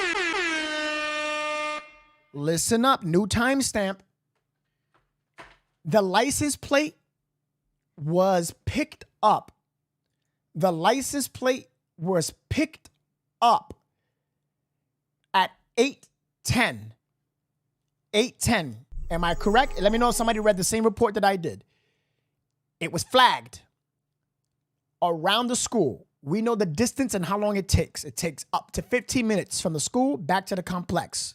Depending on the speed of how fast you go, you can do 10 minutes. That is around the same time to get back. Around 10 minutes. It takes 10 to 15 minutes. But my man was out. I mean, not like Fast and Furious, but he had to get out of there. But he wasn't at the school. At the school is 15 minutes. He was around, which is even less time. 8:10, picked up his plate. 8:19, 10 minutes later, he's perfectly in perfect timing. Perfect timing, guys. I got the times. I tell you I was going to do my research after the podcast. You think I'm capping, right? No. I get involved. That's what we're here for. Let me show you. Boom. Boom. Not even. It was the church. It was the church. So we can even decrease the time even more, which it's perfect. It's perfect. Have a look. Have a look. Have a look. Have a look. And I'm going to show that report, by the way, if you don't believe me, just in case. 14 minutes. Look at that. That's it. It's proving the point even more. It takes, 13 minutes, even 14 minutes, depending on the time of day. 13 minutes. He came back just in the brink. The times match perfect, ladies and gentlemen. Again, I must repeat, the times match perfect. Because it said around. It was around, not exactly at. It said around. So when whatever he did, that's the hole that we're looking for, ladies and gentlemen. That is the hole right here that we're looking for. It is the 7:35 to 8:10 to 8:19. Why did he go from 7:35 to 8:10? Why? Why did you burn 40? That was what? That's like 35, 40 minutes, right? Why did you burn 35 minutes? What was you doing? What was you doing? Because at 8:19, she was still in the car, which means at 8:10, she was still in the car. And there you go, ladies and gentlemen. When it picked up his car at 8:10, 8:19, they said, no, we saw her body. She was deceased. We believe she'd been dead. My guy, what the hell did you do in early hours and even after her body at 7:35? What the hell was you doing? What was you doing? This speaks more than motive, because what the heck could you possibly be doing with her body? The one thing I didn't mention to you guys when returning back to the complex, you guys understand what I'm talking about. He was doing something. You get what I'm saying? He was doing something. He was doing something. If premeditated, he probably did it after he dropped the stuff off. But if before, because the mother was working. Remember, the mother said, I was working. But then the mother also said, I saw her get dressed. Mother, I don't know what's going on with your statements, but it's botched. It ain't clicking for me. It ain't, the timing ain't timing for me. Okay? Because even if he was to do things at the apartment complex, you was home. Did he do something in the car? Because people would have saw. We saw the buildings. So did he do something at home? Because, Mom, if that's the case, you were home. Because she's been deceased. I just told you that at 8:10, 8:19, she was been in the car deceased. So if she didn't die in the car, she died at home, but you was home because you saw her get dressed. I rest my case. Too many red flags. I'm done. I'm through. Video surveillance captures Madeline inside the vehicle at 8:19 when he returns. And sadly, authorities believe she was already dead at that point. There's the apartment complex. Now let me show you where Madeline was found. Madeline was discovered in a wooded area off of Hickory Tree Road, 17 miles away from the apartment. I believe it's in St. Cloud. Now, you're probably wondering about this time. This is after all that. This is at 8:19. He went back to the house. Right after the house, he drove the body 17 miles. Guys, the body don't just get up and move by itself, okay? The body got moved by the guy. Sissy said no. It may have happened around the time he claimed he was changing the flat tire. What do you mean it may, Sissy? And also it wasn't, because cops already said her body was in the car at 8:19. And they have evidence. And I believe that even more. Do you want to know why I believe that even more? If you have to drop the child off at school, you said you left the child while she walked away because she didn't want to be dropped in front of the school at the church. So that if you left early to drop the child off, why was the child back in your car? Red flags again, ladies and gentlemen. Nobody's safe here. Nobody's safe here. Mom and Stefan, whatever you want to call him. Nobody's safe. Nobody's. I'm done. I'm done here. Now I'm getting fed up. Because me knowing this other new time, me knowing they're both statements, both has contradictory statements, especially Stefan. None of this is making sense. And it's giving me an ulcer. It's making me like stressed out because it pisses me off what somebody could do to a little girl. Mom and PA with the super chat. Thank you so much, Mom and PA. Appreciate you very much.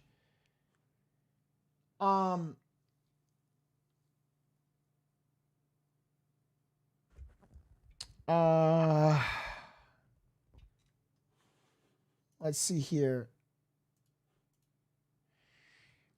Let's continue. It's about a 37-minute drive without traffic to get from Kissimmee to St. Cloud, where Madeline's remains were discovered. Now, he was supposed to appear for his initial appearance on Saturday. His attorney showed up, but he didn't. Take a look. And there was an image of him not even being there. The guy doesn't even have the cojones to show up. He doesn't. He doesn't because of what he obviously did, what they found on his phone. And once they confronted him and he was on the news, it was game over from there. It was game over, ladies and gentlemen. Now let's jump into the affidavit. Now, I know you probably read this, you saw this, but now that we know all this updated information, oh man, everybody get ready because now we got more information. Marilyze with the $4.99 super chat. She says, I got to get to your super chat. My apologies. She says, press conference. We believers, he moved her body, cutting the early morning hours. Yes, it's the time that I gave you already. 7:35.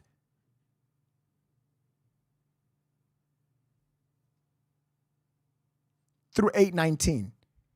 7:35, it's still the early, that time is still the early hours. Guys, if you put your brain together, why would you throw out a little girl's stuff for school if you have to take her to school? Did you think about that? If he has to take her to school, she needs her shit. She needs her laptop. She needs her school supplies. He threw it out.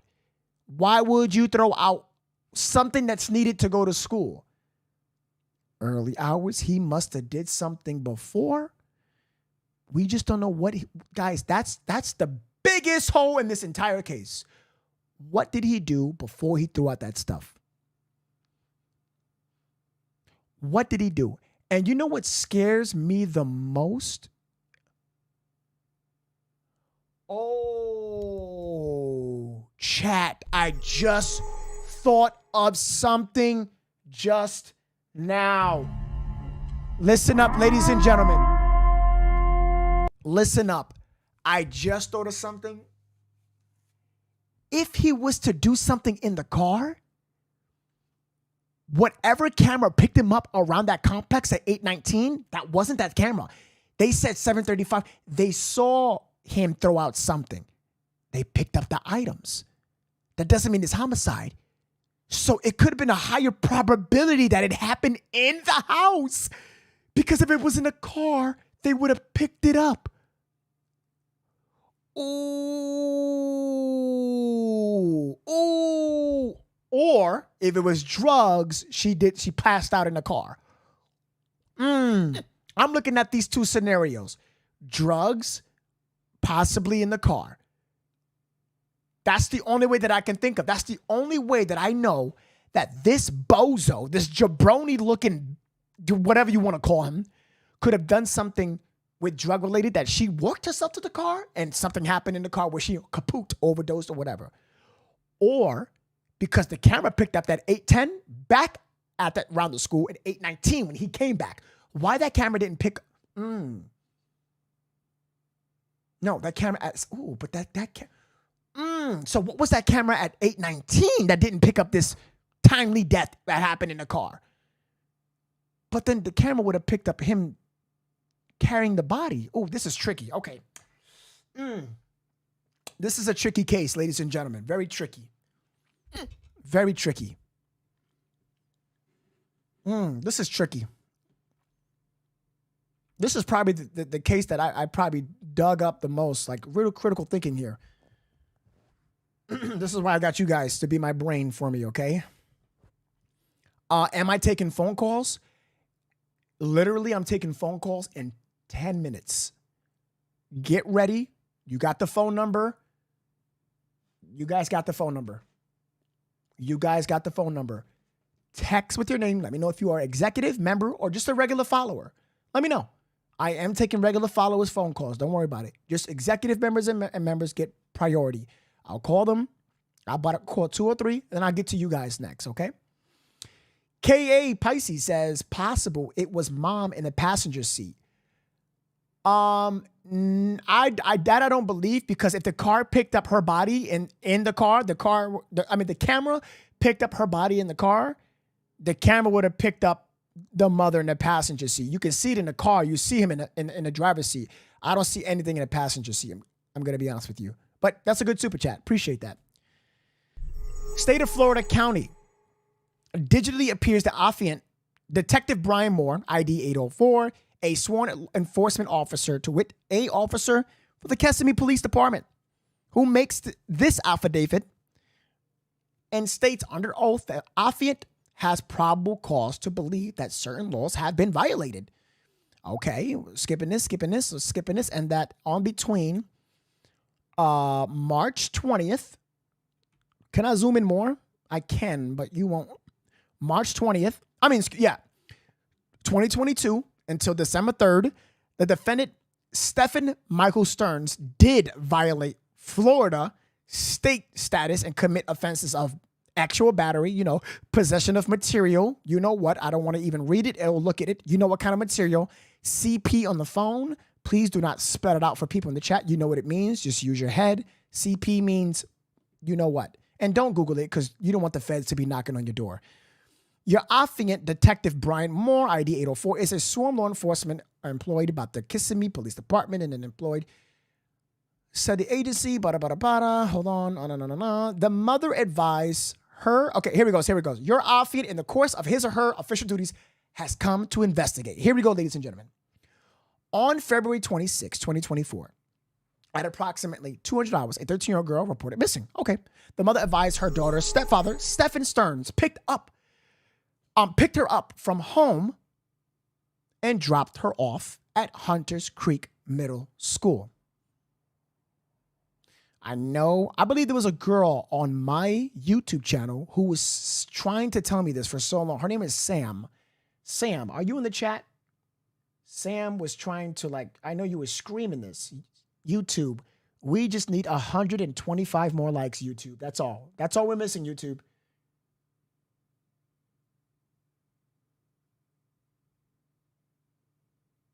People in the chat keep saying he's bombed out. Let me tell you something right now. I want to see, this is why I'm careful with these fake news. He is not bombed out at all. The guy is in jail. He's going to remain in jail. He's a primary suspect, okay? He's not going anywhere. Mariela Lopez with a 10, 20, 10, 10 with the 50 stars in total. I appreciate that. Mariela Lopez. How are you doing, Mama? What's going on? Stella Marie became a supporter. Stella, thank you. Welcome to the family. Welcome to Novesity Nation. Enjoy your perks and your priority, okay? Jalapeno with the 100 stars says, sorry, it's about too many chats, but I wonder how many people have told and confined about her abuse. That information no one knows. Shh. No one knows. Nobody. We just had the material on his phone. Let's continue reading this, guys, okay? The mother advised her daughter's stepfather, Stephen, picked her up from home and dropped her off. All right? Off of Hunters Creek Middle School, 13400 Town Loop Boulevard, Orlando, Florida, on February 26, 2023, right after her birthday party. Her birthday is her date of birth is on the 22nd, guys. Keep that in mind. The mother then went to pick up the victim from school at dismissal and learned the victim never showed to school. Now, this is where things get a little crazy, okay? Lauren says, I am new and I am from South Africa. What's up, Lauren? Welcome. I am an American, and we're covering Madeline Soto. So welcome to the family. Make sure you hit the subscribe button, everyone. Hit the subscribe button. I would appreciate that very much. An interview was conducted with the victim's stepfather, Stephen Stearns, who advised he picked up the victim up and dropped her off in front of Peace United Methodist Preschool at 13502 Town Loop Boulevard, Orlando, Florida, which was down the street from the school. At 8:40 a.m. If I said p.m., I'm sorry. Hunters Creek Middle School begins class at 9:30 a.m. A license plate reader captures Stephen's vehicle with Florida tag IYLL 82, which means you little liar 82. Drive away from the school at 8:10 a.m. We got the facts, ladies and gentlemen. Didn't I tell you about 8:10 and 8:19? Didn't I say that? Pay attention.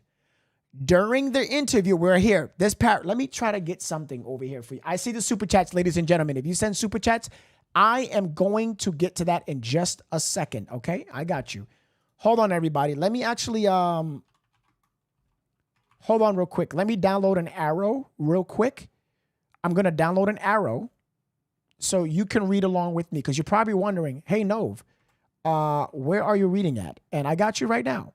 I'm gonna download this arrow so you know exactly where I'm reading this at. All right, hold on real quick. Okay, here we go. Let's open up this arrow so you can follow along with me. I do apologize.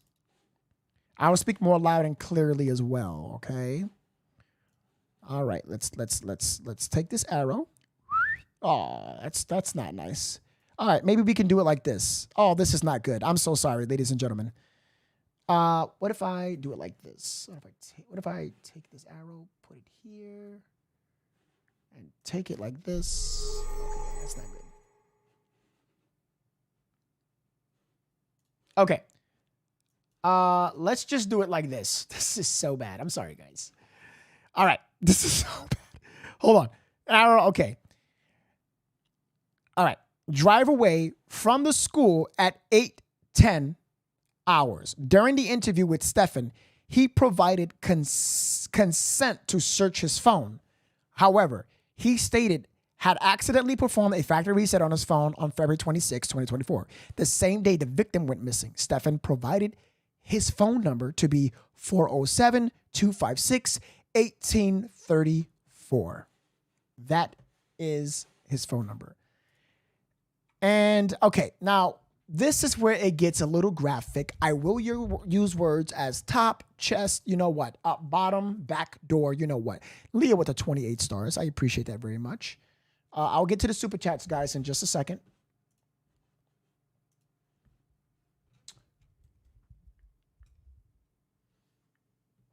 Novesity, I'm her cousin, man.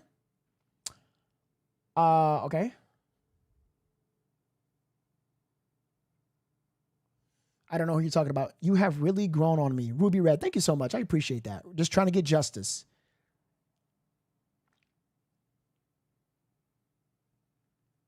All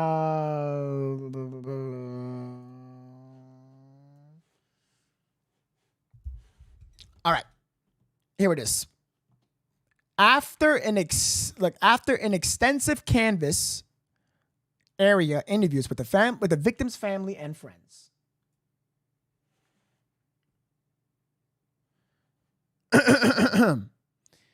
It was unusual for the victim to be dropped off down the street from the school and not stay in communication with the family and friends. Interviews with family and friends. I didn't say that. Reporters didn't say that. Detectives, the guy down the street collecting cans didn't say that. That was family and friends that said that. Ladies and gentlemen, that is the key thing here. Because who picked her up from school? Stefan. Who dropped her off from school? Stefan. So if he said this, and then the mother said this also, which, again, guys, I don't know if the people are all over the internet saying the mother's guilty. I still don't know, guys. I can't say that. Legally, I can't say that. But if she went along with this conversation, well, Jennifer, that's not great to go along with your boyfriend's statement because that's unusual. Do you not question your boyfriend and be like, well, babe, why did you drop her off to school? Because it's unusual.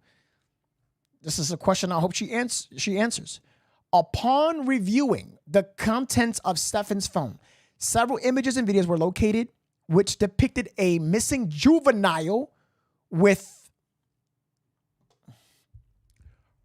her above, below, and back door opening at a focal point of the pictures, videos.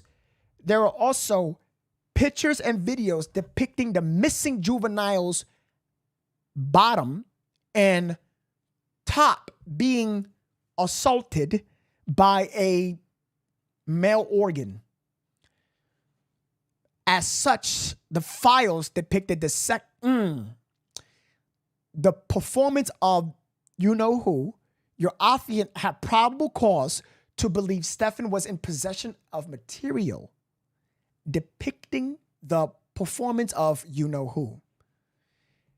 It should be noted, the male organ observed assaulting the victim had distinct markings on it. We read this, but I want to get to the important part, on which consisted of the bright pinkish color below the male organ. It's disgusting. I really can't. Okay. Several other pictures capturing this distinct pattern was observed on the phone. Further, as your affiant was reviewing the pictures and video, I was observing several different pieces of clothing to include patterned underwear, shirts, blankets, and sheets. I told you guys this was important because we can now identify what room and the metadata of what time to see if the mother was there or not. Simultaneously, detectives of the Orange County Sheriff's Office were executing a search warrant at Stefan's home address. Oh, shit.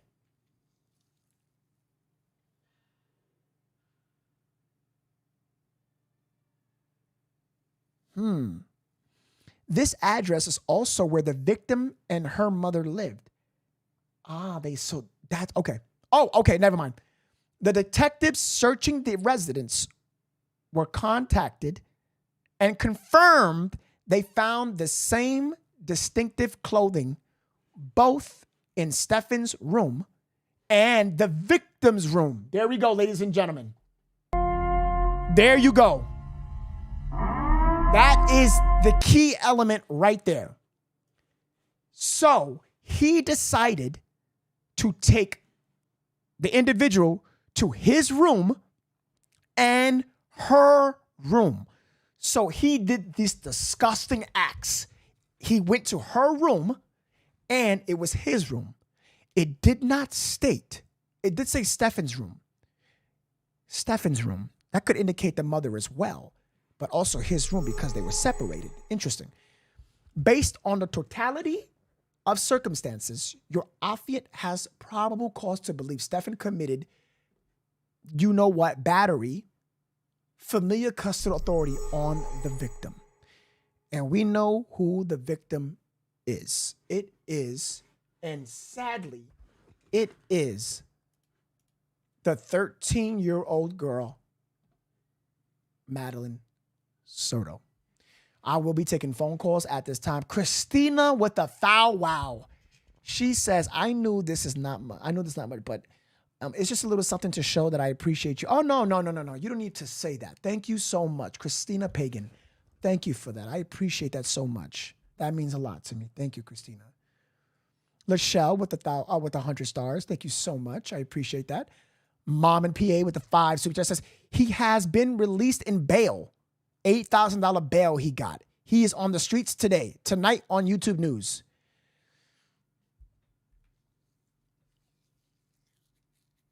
Mom and PA, let me, just a one-on-one, okay? I am very sorry on who told you this. I tell people this all the time. You need to be very careful on who you watch. Everyone that's watching, please do not believe this. And Mom and PA, I mean that with respect to you. I mean no disrespect, but I'm not going to be fake. That information you just posted, and I thank you for the super chat, but you are heavily incorrect.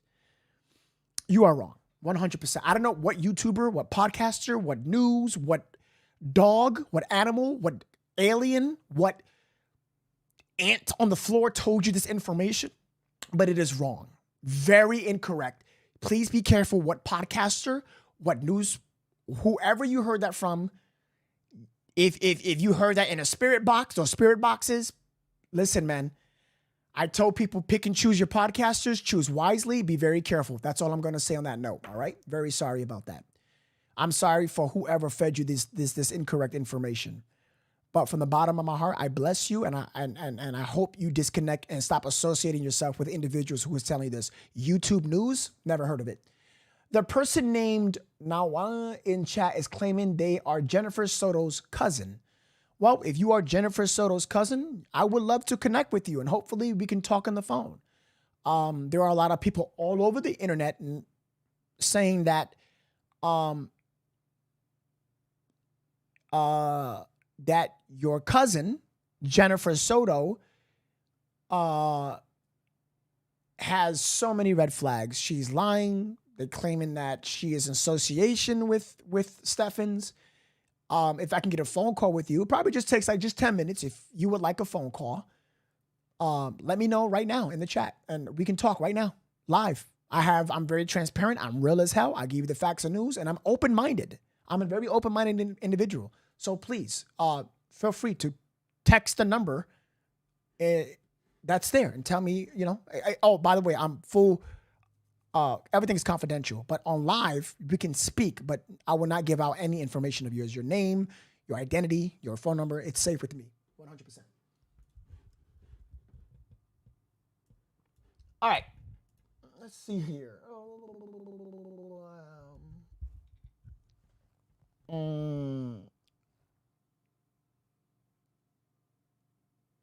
Let's see.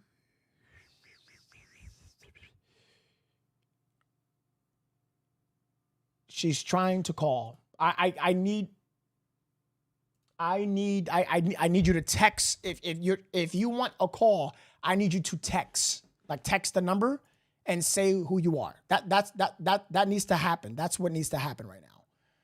That's what I need from you right now, because I need to identify your number, And I don't practice in Florida. I know Rick does. But I would not want to take on her case right now. I think she's in trouble. Okay, she's not charged with anything. No one's been charged. I know. Anything having to do with the disappearance or murder of Madeline Soto yet.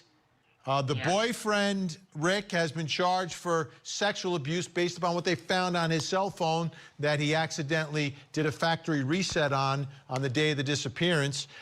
Rick, what are your thoughts about this? Do you think Mom needs a lawyer tonight? Yeah, I agree with that. And she needed a lawyer before she made those statements to law enforcement or to the media, because she implicated herself, because she said, we took her to the school. We dropped her off nearby.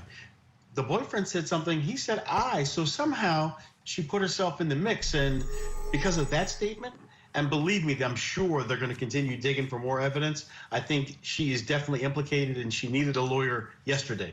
Well, here's the thing, though, Randy. Here's the situation. A mother has a missing child, right?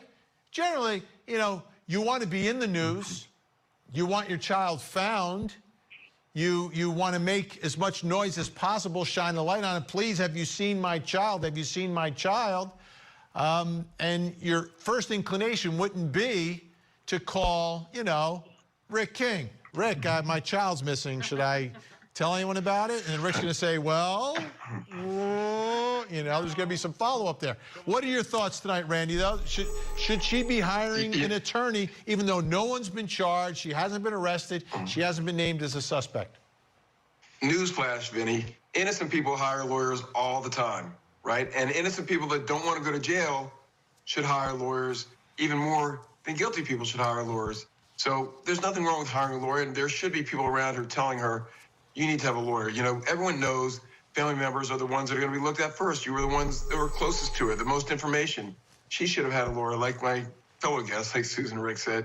I'm sorry, like Ann and Rick said. Not tonight, not yesterday. As soon as this thing happened, talk to a lawyer, figure out what could happen. Lawyers can help you find the person that did it. They can give you a lot more information than just how to protect yourself, but certainly she needs a lawyer. Things are getting worse for her. Let's do this. Let's watch something together. Interview with WFTV down in Orlando, doing great work on this case. Jen Soto was asked about the last time. So, big shout out to Brown Sugar. There's an article that says that during a press conference on Friday, Florida authorities told the public that they were launching a recovery mission. They announced that notified that Madeline's mother, Jen, of the devastating news that they believed that her daughter was deceased. A tip that led law enforcement in the discovery of her body. They discovered her body at 4:30 p.m.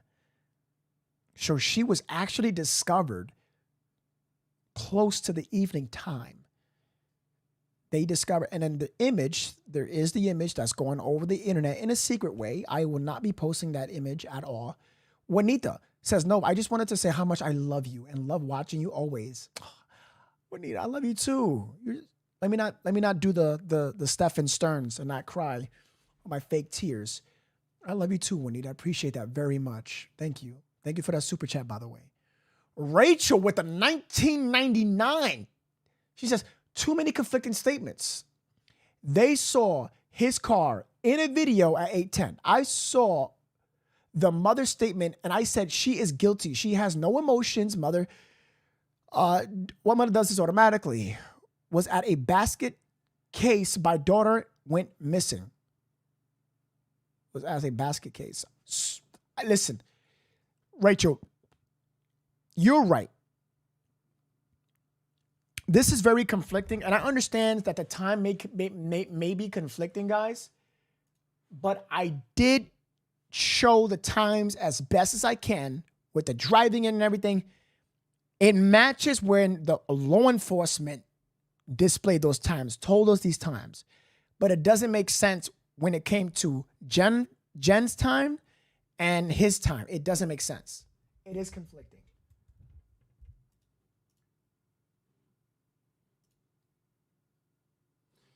You know what? Let's get somebody different here.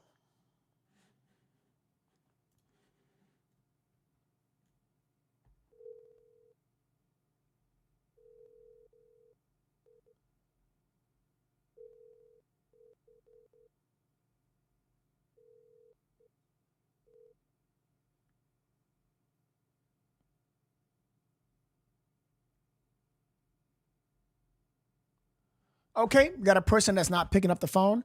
I know there are people in the chat, guys. Guys, don't be so gullible, okay? There are people in the chat claiming that I am her. I am Jennifer's family. I am Jennifer's uncle. I am Jennifer's cousin. Don't be so gullible. If people are saying this, you can tell them to kindly contact me, and we can have you live on air. And no offense, but if you are her family and you're in my chat, you need to understand why I'm being very strict here for legal purposes, but not only for that, but out of respect and respect towards the whole family, because I don't know if you're real or not. You understand what I'm saying? I don't want nobody who's fake trolling, calling my phone, and they're disrespecting this family. Regardless if you believe that Jennifer's innocent or not. It's not about Jennifer right now. Well, the title is, but right now, I'm talking about finding what happened and proper justice for this beautiful baby girl. We know that Stefan was a monster. Jennifer, nobody knows what Jennifer is right now. And, you know, there's a battle going on the internet between if she's in on it or not. Guys, I did call your number. If you missed it, you missed it. That's not my fault. I'm so sorry. Okay? Try not to miss the calls.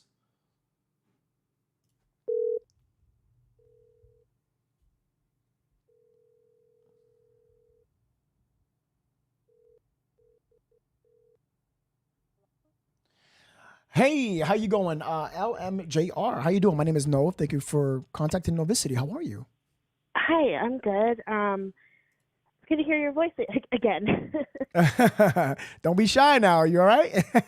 Yeah, no, I'm good. I've actually been wanting to talk to you for a couple of days now. Oh, that's very good. Okay. So tell me your thoughts on the case. What's going on? So my first big thing that I was thinking when you were talking about the time frame between 7:35 in the morning, and I believe you said it was 8:19. I'm trying to remember all the times. There's so many of them. Yeah, I have them embedded in my head. Trust me. Yeah. I was thinking that, you know, we were saying like, oh, he's been driving around with her body this entire time, right? What if he was trying to find a place to dump it? Between what times? 7:35 and 8:19, right? Or he's trying to find a place to dump it, but he can't, so he goes back to the apartment complex. Very good. I love that. Yes, that was one of the things that I was thinking about in the middle of the night yesterday when I got off stream. Very good. I didn't say that because he tried to dump it. What was his intent of going back to the house? If he tried to dump it, he would have went to somewhere else other than the school. But I did thought about that. Yes, that's a possibility. Right. That is a possibility. It's just it's how quick he went from 8:10 to 8:19. That's fast going back to that house. Right, exactly, and that's what I was thinking. I was thinking, like, maybe he, like I said, he was trying to find a place to dump it, couldn't find a place between that amount of time because there's, it was too populated or too many cars on the road or whatever. So he went back to the apartment, possibly if we think that the mother is guilty, consulted with her as to potentially a place to drop off the daughter, and then went and did that off of where we found her, or where they found her. What do you mean? Like what are you trying to, the point you're trying to make right now? I'm a little confused. Well, okay, so remember how the friend Frank, he said that he like moved away for a while, and then he came back, and he was like coming back and he was hanging out with Maddie, the family and everything. If he came, like, if the mom, what I was thinking is like if the mom killed her potentially, because didn't they say that he came to pick her up, the daughter? He came to pick her up to drop her off to school. Right. So what if the mother actually unalived her and called him in a panic? He came to get the girl and the clothes and the backpack and everything to dispose of the body. Dispose of her. Couldn't find a place, right? And went back to the apartment to consult with the mother on like where there might be a better place, because he hadn't been living there for a while. So maybe he didn't know the area as well, and potentially she's like, oh, well, there's this really good wooded area off of such and such road. So basically your theory is that speculation that she killed her own daughter and he came to pick up her and dispose of the body. Yeah, potentially. That's kind of my theory on it. Because I was thinking about how she has no emotion, the mom. And I'm not saying that she's guilty. I still don't know. I mean, I'm leaning more towards that. But if she is taking medications for depression, anxiety, bipolar, whatever it is that she has, potentially, medications can do a whole lot of things to you. and that includes take your emotion away. They can make you emotionless. And so could she have, gotten mad at her daughter like we had speculated before, where she accidentally killed her and then panicked, called him for cleanup? Right. Yeah. Well, because, like, for instance, me personally, when I was about, I was about 8 years old. This was not an adult person that did this to me. It was another child, but I was molested as a child. And my dad saw the whole thing. He didn't do anything. I told my stepmom. She told me not to tell anyone. But my relationship with my mother was so, like, good that I told her everything. And remember, Jen claimed that in the video. In one of the interviews, she claimed that, yeah, she told me everything. We had a great relationship, blah, blah, blah, blah, blah. So I actually had that with my mother. I went home immediately, threw myself on the bed, and told her what happened. So you believe that, let's get this more involved. So you believe that the mother knew these things were going on? Yeah, or facilitated them in some way. Really?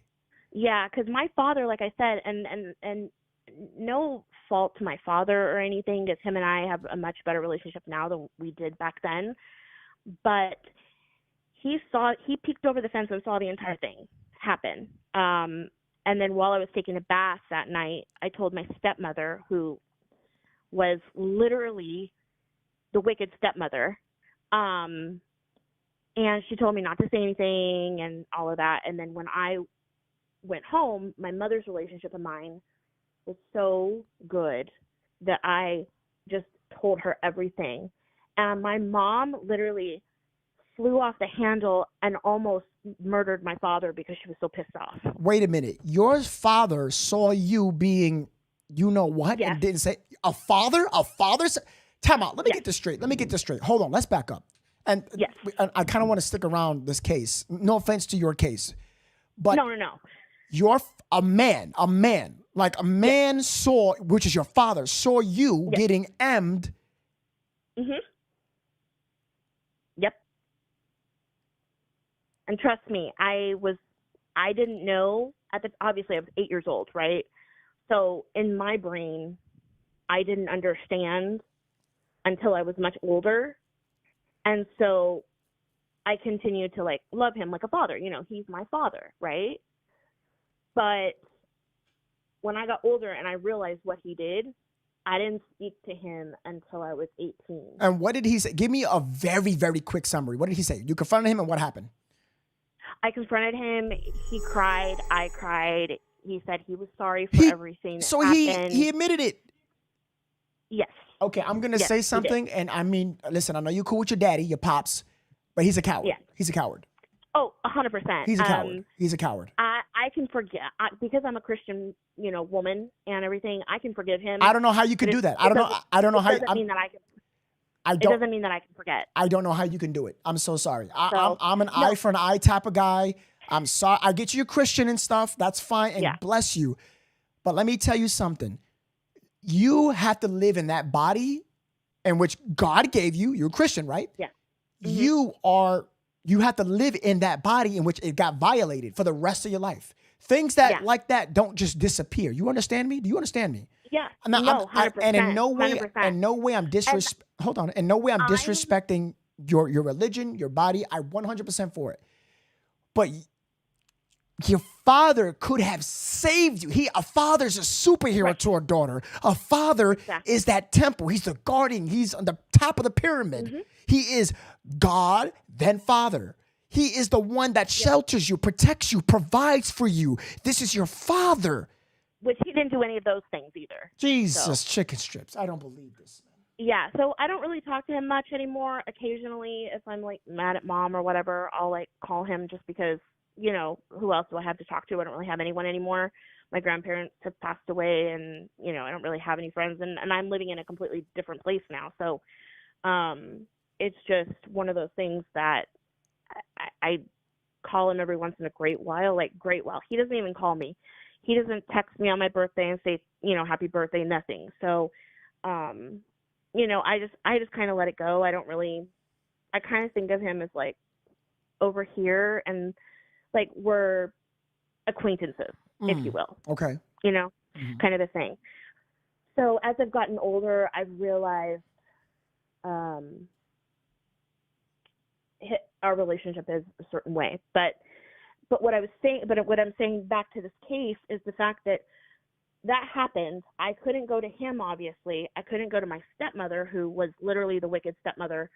And so when I got home from his house that weekend, I told my mom immediately, because our relationship was strong and I could tell her everything and anything, and I knew she'd believe me. Did she believe you? She did believe me, and she called my father and yelled at him and called him everything but a white man, and almost went over to the house and strangled him because she was so upset. She had so much emotion. She was like Mama Bear.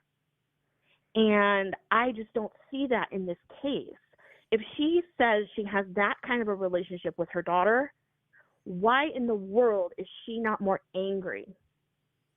Right. Let me ask you a question. Mariela posted a comment, and Mariela Lopez, or supporter Mariela Lopez, posted this. And I want to know if you agree with this or you don't. Okay. She said, you forgive for your own healing, not because they deserve it. Right, exactly. I'm going to like that comment. Yeah, and that's kind of, it's hard for me to talk about even to this day, but I do it when cases like this happen. I'm a teacher, okay? I'm a teacher, and I'm in the process of potentially getting another job here in this new place that I'm living.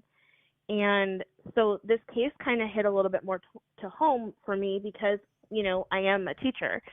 And the whole system of, what happened to her, I mean, not that the attendance system would have helped her in this case, because we all know she was gone before school, so that wouldn't even have helped to save her. But to me, as a teacher, I want to do everything that I can for my kids. So let me ask you a question. And it hits more close. It does. I understand that 100%. And I need to ask this because I have limited time. Of course. You believe that, okay, do you believe the mother has more to this case? I just answered this question. Yeah, I believe she does. I'm leaning more towards that, just being, I'm a law enforcement child. My father was in law enforcement. My grandfather was in law enforcement. My mother was in law enforcement. So I believe that she does, just from my investigative knowledge of, psychology and law enforcement and all of those things. I think personally the reason why he hasn't been charged with M yet is because I think they're looking at the mom for the M. I don't think they're looking at him for it. So you heavily believe that Madeline's mother killed her? Yes, I think she found. That's an interesting theory. That is a very. I'm not knocking it, by the way. I'm very open minded. If you watch my podcast, yeah, I'm very open minded. I think she found out. She either found his phone and found the photos and got jealous of her daughter instead of getting mad at him, or she caught them in the act. In my opinion, theory, whatever you want to call it. I don't know if potentially the medication did something to her to make her go weird and go crazy, and do this. But to me, the emotion doesn't make any sense. The timeline, of course, doesn't make any sense. The timeline ain't timelining for me. Using timeline ain't timelining. Yeah, you can thank Pascal for that one. Timeline ain't timelining. Yeah. But that's what I'm saying. Is like I think she did it, and I think she did it in the house. Obviously, we have to theorize that based on the 7:35 to the 8:19, because that's the window right there. Unless they did it before 7:35, it must have happened before 7:35 because he was throwing out her stuff at 7:35. Yeah. Hold on real quick. Chirito, you are on you have your one warning. If you post something like that again, Chirito, you're going to get banned automatically. So continue. Sorry about that. Yeah. So, what I was saying is it had to have happened before 7:35 if they were throwing out her school bag. Because my kids don't go anywhere without their computers and their backpacks. They come to school with them and they leave with them because they have homework. So they just don't. That just doesn't happen. I mean, unless it's an accident and they accidentally leave it at home. But at that point, the kid's in school. So you call the parent, they bring the bag. But to me, it must have happened before 7:35. It seems more like it because he threw out the stuff. Which means Mama had to call him before. That is a possibility. I'm not knocking that. I am not knocking that. Yeah. Also, they have to look at Mom's geolocation because if they don't look at her geolocation on her cell phone, they're not going to know if she was at the apartment. Well, okay. If she was at the apartment, then she knows exactly what happened. What blows my mind is that I still can't get over the fact that the mother says she was watching her daughter get dressed at 8 a.m. She saw her. It was her statement. Right, and I'm wondering if they accidentally got the clothing wrong in their story. Well, hold on now. Hold on. The mother stated that. The mother said no, it doesn't. The wrongness doesn't work. There's no wrong here, and let me tell you why there's no wrong for the mother's part. No, wrong as in she's. I could be wrong. So no. Just listen to this. Check this out. If I wake up in the morning and I see my daughter get dressed, you're gonna know what the hell she got on. She said I saw her get dressed. Correct? Right. I saw my daughter get dressed at 8 a.m. Okay, then you know what the hell they're wearing. So then if she's in that interview, the officers are not going to tell her, hey, your daughter's wearing black shorts. As a mother, I would have been like, officer, you got that wrong because I saw my daughter get dressed. Right. Makes sense. You get me now, right? So if the officer tells the mother, hey, we saw your daughter on surveillance wearing white Crocs and black shorts, the mother better has said, oh, but wait, I saw her get dressed. She didn't wear that. If the mother did not correct that, a lot of contradictions. Yeah. My other theory about the time frame, that 7:35 to 8:19, is that he took her somewhere to, SA her, and then brought her back, M'd, and went in and got the pants to change her. That was my other theory. That was the one that I said 2 days ago, right? Whether he did that and then he changed the pants. Right. Yeah. But anyway, I have taken up almost 20 minutes of your time, and I know you have other callers to call. So I'm going to let you go, and I'm going to go to sleep because I'm very tired. Get some rest. Thank you for calling. Appreciate you very much. Thank you. No, bye. All right, now. Bye-bye. All right. Moving to the next one. Next caller. All right. I'm not gonna go over no more callers this time. All right, guys. I need to make this short. I can't be having no more long calls. But I won't make it short. I'll give everybody 7 minutes, okay? 7 minutes. So let's do the next one. I did call you. I did. I'm gonna give you one more call. All right. 7 minutes.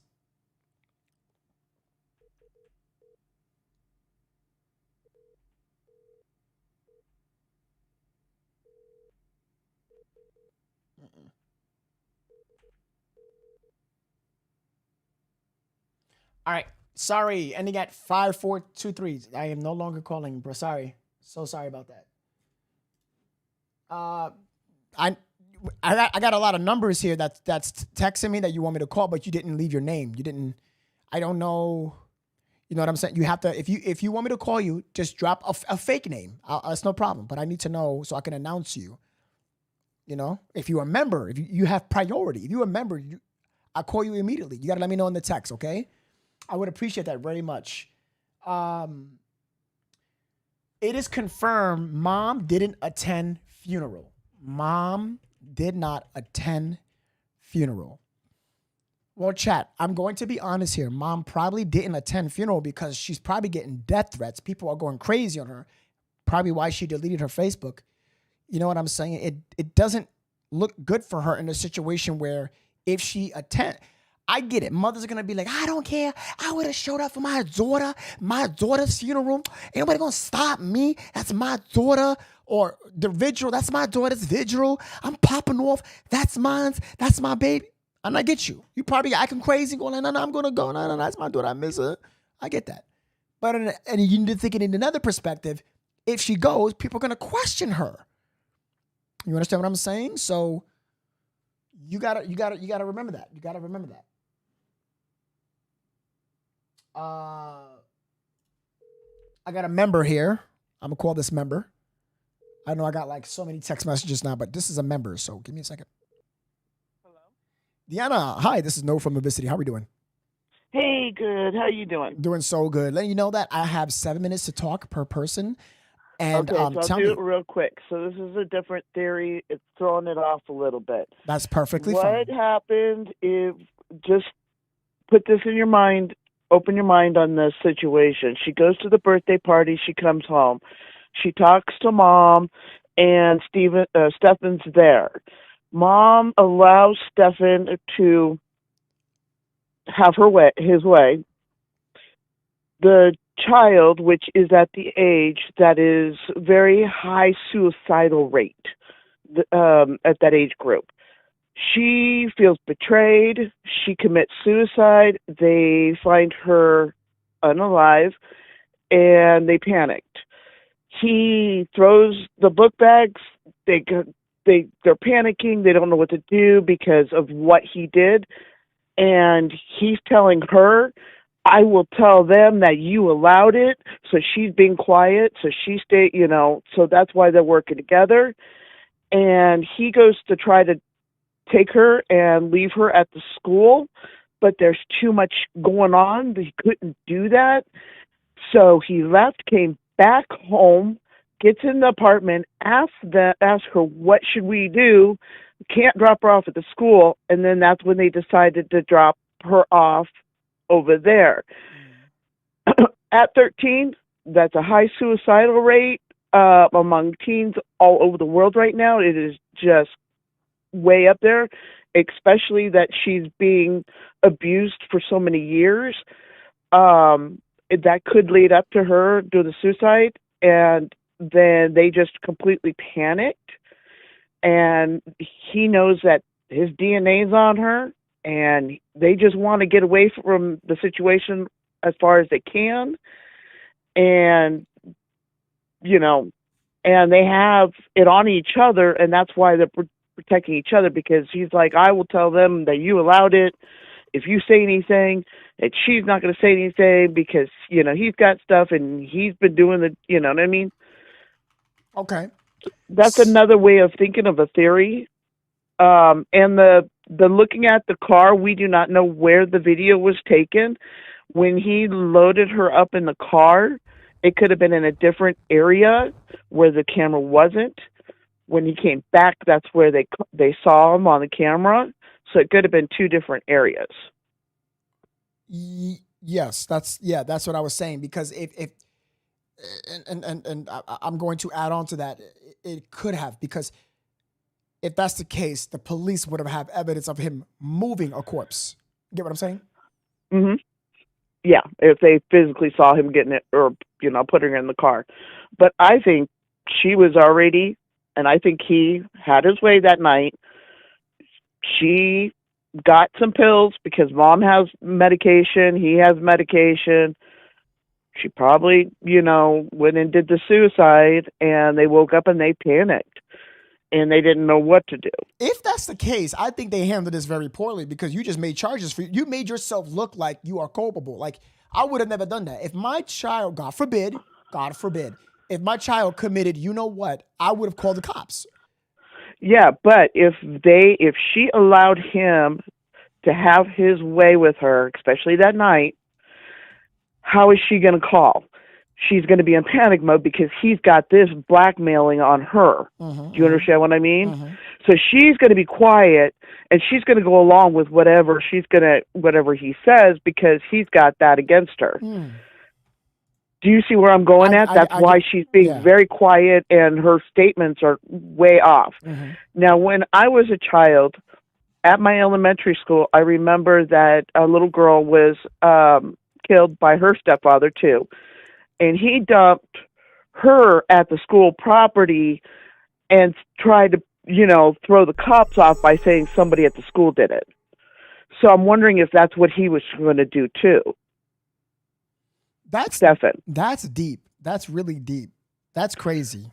That's and crazy. I will never, I'll never forget that. It happened in Grand Terrace, California in the early 80s, late 70s. And I will never forget it because we had to miss school because they closed the whole campus down. Right. So let me ask you this question before I let you go, because I know we're about to hit the time. You believe that she committed suicide, the mother let her have her way, but then why is he getting caught with CP in the phone, being charged, and no connection to any homicide for both of them? Well, it's not a homicide if she committed suicide. Excuse me. Yes, homicide. I mean suicide. They didn't tell us that. Because I think they're waiting for the autopsy, and if they find out that she has an overdose, then then that could be plausible. I think they're still waiting on that. They're still not telling us the full story, but they're not saying that. Any other case you hear about somebody being strangled, you hear them saying about ligature marks. Oh yeah, she was strangled. She was asphyxiated. They're not saying that here. So that is telling me that she has no physical markings, or they would have said it. I mean, how many homicides have you seen all over the world of kids and everybody, and they all say right away, oh, they found asphyxiation, they found ligature marks or whatever, but you're not hearing that here. So that tells me that she did not pass away from that aspect, or they would have been on the news about it like that. Right. So to me, if she's okay, and another reason is if she's being abused for all these years, and the daughter, and she decides I can't take this anymore. And 13, if you look at the statistics at 13, and especially now, it's huge on the suicide rate, huge for these teenagers. It's just off the charts.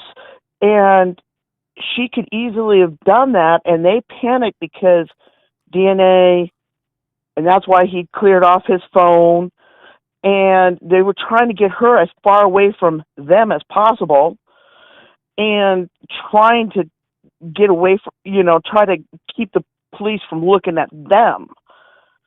And then because if they look at them, they're going to see all this coming out of this abuse that's been going on for years. And I think mom has been knowing about it and probably might have even allowed it. Yeah. I kind of get your theory on what you're saying. Suicidal's wild. That's I never heard of this. I never heard of this theory on this case. Suicidal. That's she did this to herself. I never heard of this. That's a crazy theory though. That's wild. Yeah, because mom, when mom was on the interview, she goes, "Oh yeah, we talked about her presence. She was happy. And that's it." We talked about her what? When she on the interview, they asked, "When was the last time you saw your daughter?" She said, "I saw her that night. We talked about what gifts she's got, and that was it." That's basically what she said. It was a very, very short sentence, and she abruptly goes, and that was it. Yeah. It was just really like, I don't want to say anymore. You know what I mean? Yeah. It's an interesting theory. I'm gonna definitely check that up on the board. I appreciate you for saying these things. You seem to. I mean, that's a whole different theory to look at, and that could explain mom's personality in all this.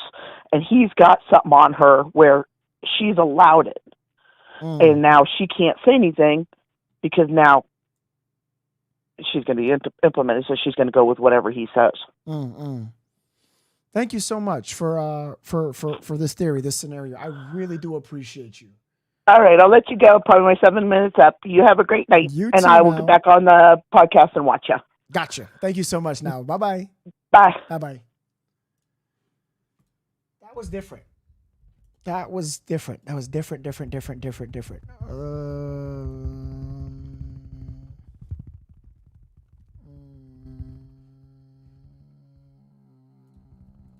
Let's see here. There's a lot of text. See, this is what I'm talking about. All you guys had to do was text with your name, and you guys are doing it. That is perfect. That is perfect. That is perfect. That is perfect. That was perfect. Guys, if you can't text the number or whatever, you can go on Discord or you can wait in the waiting lobby. That is one scenario. Let's see here. Let's try this individual. You guys got some wild theories.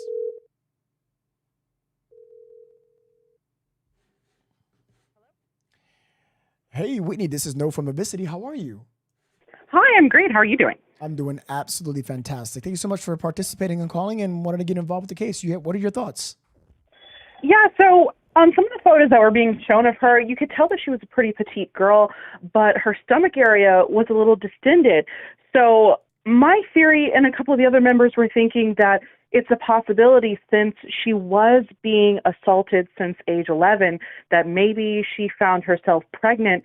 And since getting the abortion pills or anything like that is very hard these days with what's going on with the government, maybe they tried to drug her into a miscarriage. That's wow. That's another wild. Wow. What?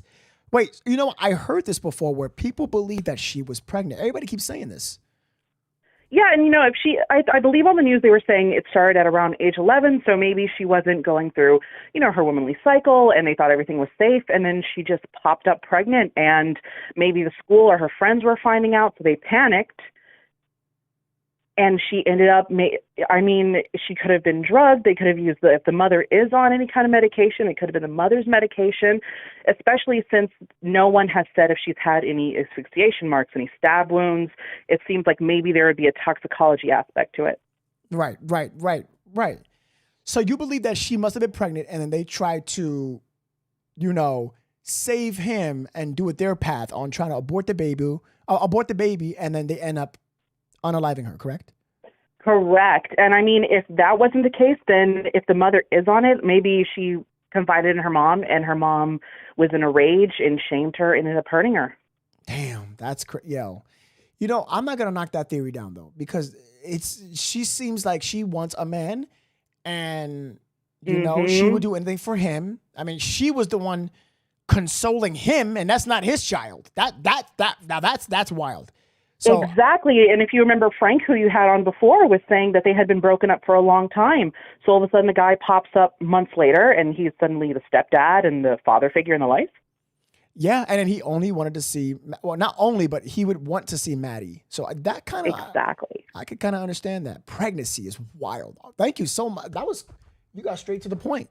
Thank you so much. Yeah. You have anything else? Problem. No. You still have literally 4 minutes left. You have anything else to say? Any theories? No, that was basically it. And thank you so much for your time. And I'm enjoying the show. Thank you so much. You're so adorable. I love it. Thank you, Whitney. You take care now. Okay. All right. K. Cole just said one of my words. Ladies, no amount of DICK is worth the loss of your daughter. Let me just say something real quick. I'm gonna talk to all the women out there. I am a man. You don't know me, and I don't know you, right? We're the same species, but two different elements. You know what I'm saying? But here's one thing we can concur with. Even I can say this as a man. I am not worthy to come up into your, say that none of you guys know me, and we met at a bar, we met at a friend's place, and I was like, yo, I really like this woman. She's just beautiful. She's sexy. I love her personality. I want to take her. I want to get to know her. We go out. Then one of these weeks later, one of you invite me to your crib, and I met your child. And I'm like, hey, what's up? How are you? My name is Nove. Bada, bada, bada. no matter how sexy I am, rich I am, intelligent, no matter how lonely you are, no matter how desperate you are, there is nothing, no amount of variable, there's no amount of structure, there's nothing there that will supersede the protection of your daughter. There is no amount of big DICKA, no matter what color it is, doesn't matter, ladies. And I know this, and I'm not saying this to school you. I'm saying it because these things happen. This is not just one case that I cover. Guys, a mother sent her little child, Elijah View, to a boyfriend to put him in, to do some disciplining. They're out there. Again, I'm not saying you particularly, but I'm saying mothers. Any mother out there, if you, anybody in the chat, if you could send this message to someone who is in help, send this message to them. Tell them I said, please, please be careful who you let in your child's life, but also in your life, because your life could be easily influenced and can be manipulated with emotions. Be very careful, okay? I have very strong empathy for people who are lonely, but also our children. I mean this in the most respectful, loving, and caring manner. One stranger to, well, I'm not a stranger. You guys know me more than I know you guys. You know what I'm saying? So, you know, I know one day, like, I know if I ever meet a wife or a girl in the future for me, you know, I'm going to accept her without kids, with kids, however I may fall in love, whatever the condition may proceeds. But I know, oh my God, learning from everything that I know, that I wouldn't even allow myself to let her love supersede her daughter's love for, like, I would never let her love supersede, let me be the primary other than her daughter or son being secondary, is what I'm saying. Couldn't get my words out right, but I got it. I would be like, hey, mom, listen, spend time with your daughter, or I couldn't do that, or you can do that. Like, your daughter comes first, you know what I'm saying? So even for my men out there, this is a message to you. Never, make sure none of your brothers or friends take advantage of a single mother with kids. You know, let's always have not only empathy in our heart, but let's learn to put things in perspective, and then maybe you will understand. That's the best thing we got. It's not like we can live our life as a woman. You know what I'm saying? The best thing we have is perspective. Put yourself in her shoes. Understand her love. You know what I'm saying? Maybe if we do that more often, there'll be less crime and less problems on the planet. If people weren't so, you know, selfish. You know what I'm saying? But shout out to my men out there, the men out there that's watching this. If you're watching this and you're a good father, you're a good older brother, and you're a good uncle, shout out to you, because covering these cases, it's rare to find you brothers out there. Shout out to all my good soldiers out there, for real. You know, for real. Real stuff, yeah, real stuff.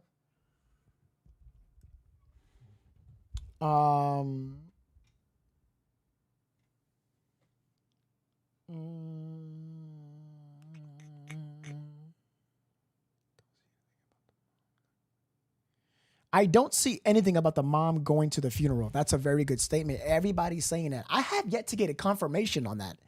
I don't know if the mom went to the funeral or not, but I don't know. But let's, you know what? How about this? Let's look at it. I got it right here. Let's look at it. Everybody, let's look at it. You guys want to watch this video? This is about the vigil. This is about the honor of Madeline Soto. Maybe the mother was there, maybe not. Let's have a look. You guys want to watch this? Everybody in the chat, do me a big favor. YouTube, we have 1,000 likes, 1,060 likes. Can we just get to a quick 40 more likes, YouTube, 40 more likes. I can't get involved, YouTube, 40 more likes. Facebook, all we need is what? 7 more shares, and we will be complete. 7 more shares. In our community, people are leaving items at 2 memorials set up in honor of her. One outside of her Hunter Creek Middle School, where she was a student, and the other near the wooded area in St. Cloud, where her body was found. Channel 9's Daryl Matthews is live in St. Cloud. And Daryl, Madeline's story has touched just so many hearts of those people who didn't even know this little girl. Yeah, Martha, you wouldn't even believe how many people have come out here just today. And we've seen people all day drop off bears, write handwritten letters, even bring some balloons out here, all paying their respects to Maddie. As you said, even those who didn't know her, they felt a connection through her story. And I just come to give her, her respect, because I got 2 granddaughters. And it just breaks my heart. A drive along Hickory Tree Road in St. Cloud will lead you to a site filled with flowers and stuffed animals, all in memory of 13-year-old Madeline Soto. She was an angel, I think, to everybody, and that's why she's touching everybody's heart. This is the second memorial set up for Maddie. The first is outside her school, where we saw balloons, candles, and prayer.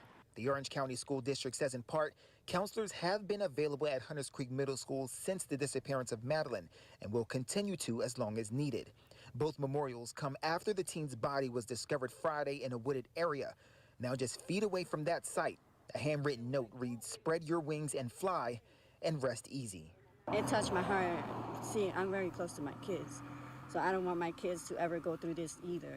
Soto's body was discovered after Maddie's mother's boyfriend, Stephen Always Stearns, showing his was named footage. the prime suspect in her disappearance Monday morning, when he told law enforcement he dropped her off at school the day after they celebrated her 13th birthday. There we go. This is what I was looking for. Okay, hold on, chat.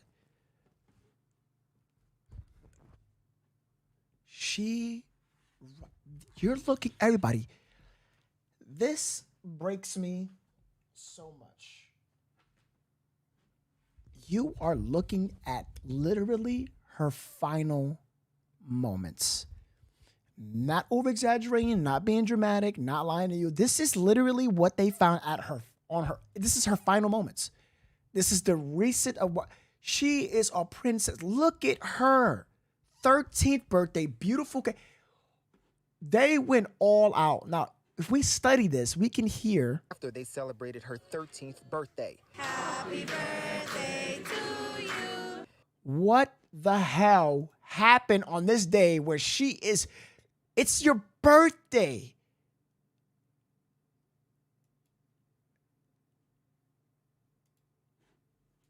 What happened here? It seemed you will never know. You will never know.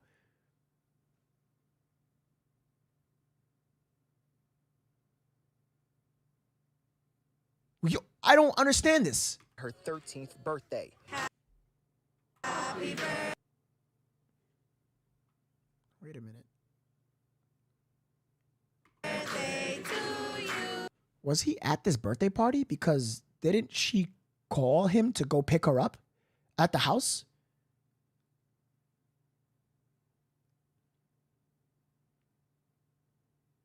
How?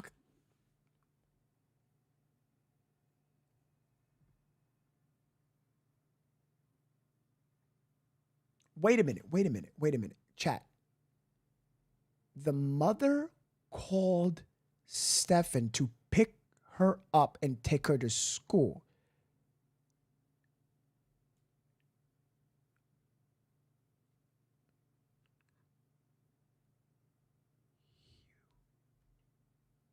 If you are at this party,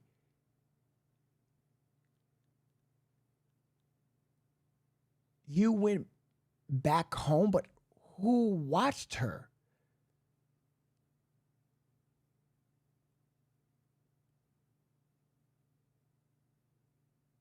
Wait a minute. If he went home, who was at the house with her? The mother wasn't here.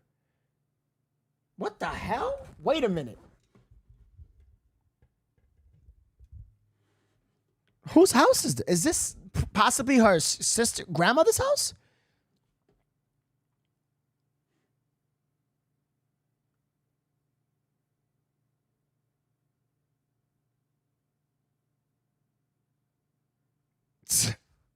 Yo, look what this person at YouTube wrote in the comments. Look what Kay said. I promise you I can get the mom to confess so quickly. Enlighten me, Kay. How would you do this? I don't know why I found this humor. How? I felt like you would threaten, like, you know what I'm saying? This is interesting to me. Guys, I need your help. I need your help with this. Can somebody, anybody in the chat, send this to me where it's crystal clear? I want to enhance this video. I want to see who's in the mirror. I'm a cinematographer. If you don't know, I shoot commercials and film, whatever. I'm going to take that video footage, enhance it. I'm going to add some contrast to it, brighten those shadows up a little bit, and see who is that. Send me this video if you have it in a better quality, please. I would appreciate that. Maybe we can do that tonight, or maybe we can do it tomorrow. Send this video to me, please, immediately, right now, if you can. So Jennifer Soto's mother on the left side sent this photo. Are you reading that? You reading that? Look right here. The mother sent this photo. Stearns is. The mother sent this photo.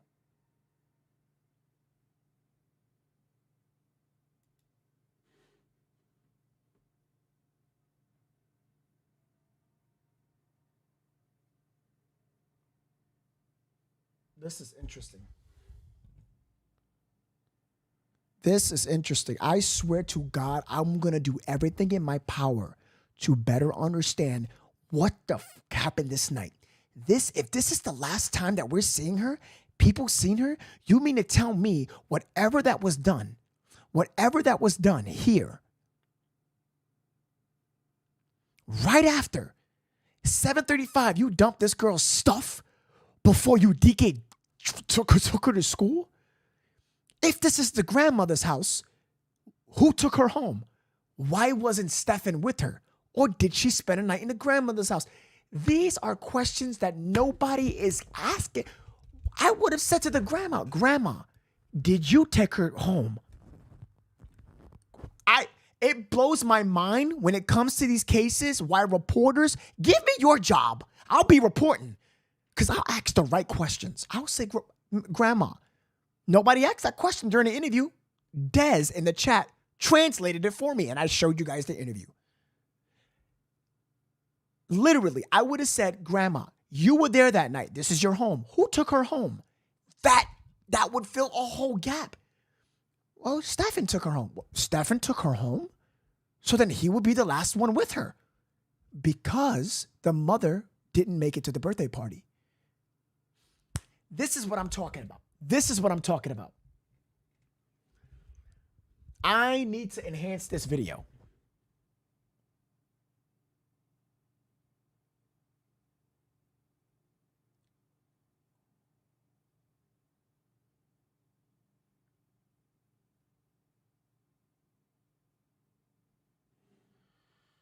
Oh, man. Should Novesity? I don't know who that is. Tracy with a super chat. This is interesting. I need this video. I need this video. Tracy with the 5 super chat says, this is what I keep asking. The timeline after party to Monday morning. Did she sleep home or what? Tracy, very good. Tracy, I got this. I'm gonna figure this out. Tracy. Very good super chat. Stearns is currently in Osceola jail for sexual battery of a child. Stefan Torres didn't know Madeline personally, but says this teen's tragic story moved her to crochet this scarf as a gift. And when I heard her story, I was like, no, I gotta. The grandmother stated in her is Dez in the chat? I don't think Dez is in the chat. It is getting late. Dez, are you in the chat? The grandmother stated in her interview that Maddie was ready to go home, so he came to pick her up.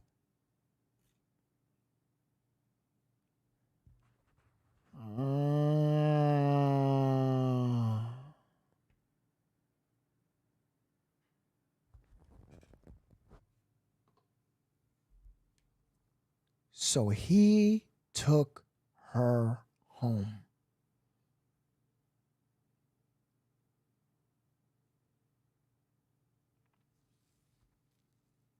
So what from the people are telling me in the chat is he took her home.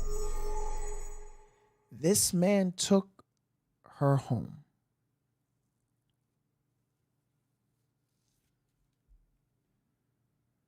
But why would the mother say, pick her up and take her to school? You stated that you saw her getting dressed. It was in your statement. You saw her getting dressed at 8 o'clock. Why did he dump her stuff at 7:35? The grandmother said, take her, she wants to go home. He took her home. He dropped her off. If he dropped her off, she was at home by herself. But the mother, no.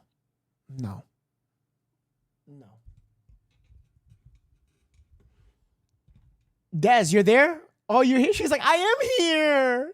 Des is like, I am here. No, I'm here.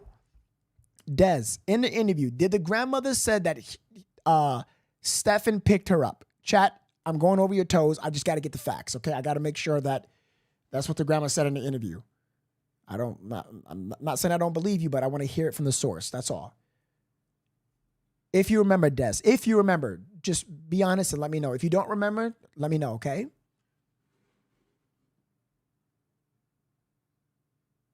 I see you. Come by and swing and make that for her. Now, Stearns is currently still in Osceola jail. This is an ongoing investigation. Investigators say they are gathering evidence to build a case to charge for murder. We're live in St. Cloud. Darryl Matthews, Channel 9 Eyewitness News. Tight ass shirt, bro.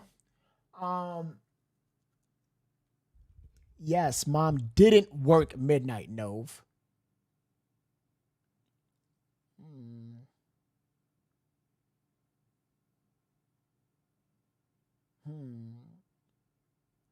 Maybe so she can get tracked on the phone. She, Jen, is a victim of abuse, grooming. Okay.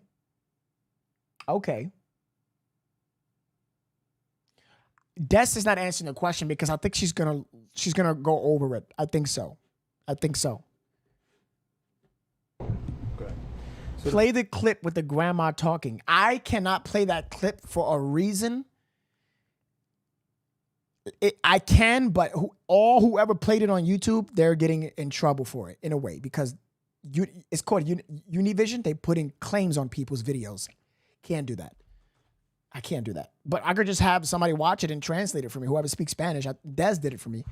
Amy with the 145 stars says, if the mom is working, how did she home and know what time did she went to bed? She said that she was there. She got the mother was working. She said it. She was not able to go there. The mother claims certain things that contradicts what he's saying. The mother said that she wasn't there. She was working. Boom. We got that covered. Number 2, the mother saw her getting dressed. Number 3, the mother described her attire. All 3 we have issues with. We have issues with these things. We do. Again, I'm not here saying she's guilty. She did it. She knows. No. I'm just saying there are things that she's saying that doesn't make sense to me. It doesn't make sense to me. It's not, the story ain't storying for me. It's really not.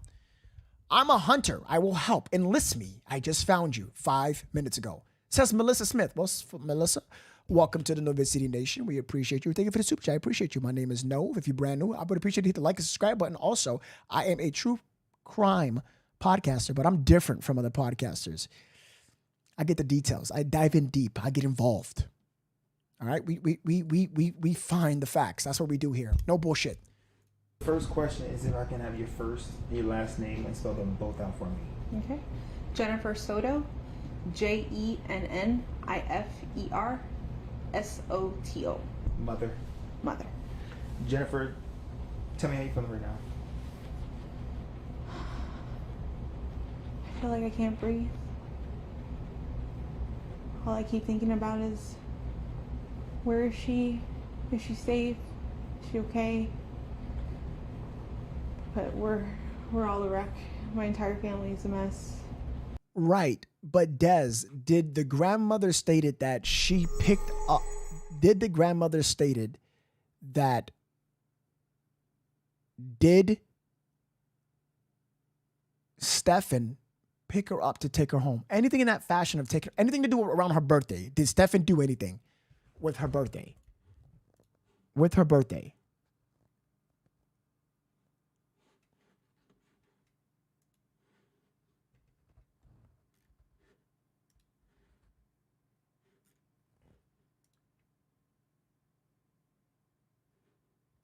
I can't do this, man. Let me see something real quick. Hold on, y'all. Boss of Madeline.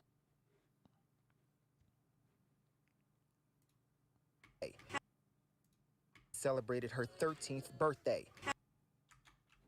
I need a higher quality video than this. This video is not it. I had the video. I don't know why. I'm gonna be more methodical. See, this video, I know there's a clearer one than this. There's a clearer one than this. I mean, finding out who's in there necessarily doesn't say anything, but what I can do is know that for sure whose house, just to confirm. You know what I'm saying? We want to confirm these things. We definitely want to confirm these things. It's very important. Melissa Smith, welcome to Novesity Nation. Enjoy your perks, enjoy your priority, emojis, and everything else. Welcome to the family. Welcome to the family.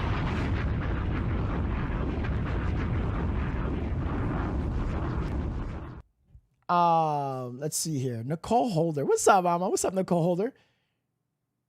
No, just about taking her to school. So the interview was only stated that it was about taking her to school. And normally he doesn't. She said that he normally doesn't do that.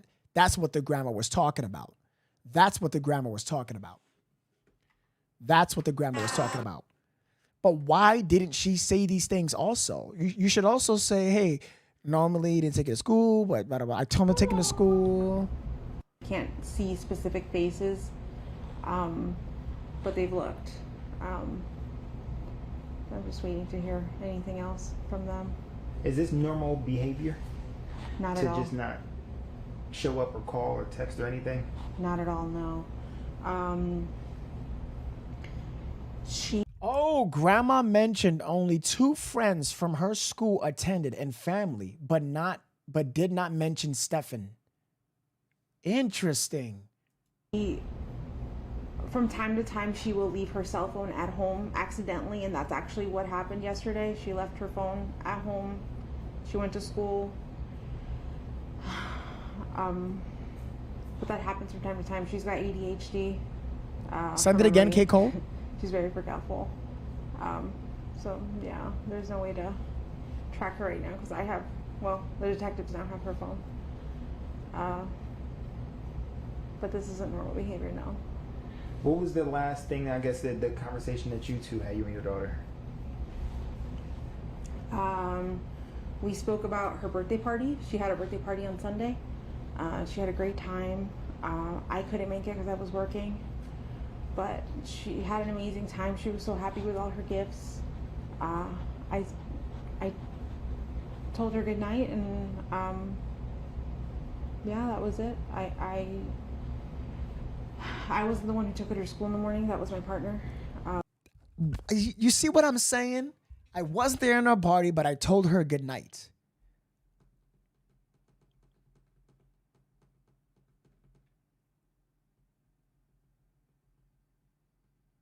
If Stefan took her home, why didn't she take her home? This is what I'm talking about. I'm gonna have to get that video. I gotta get that video. Oh,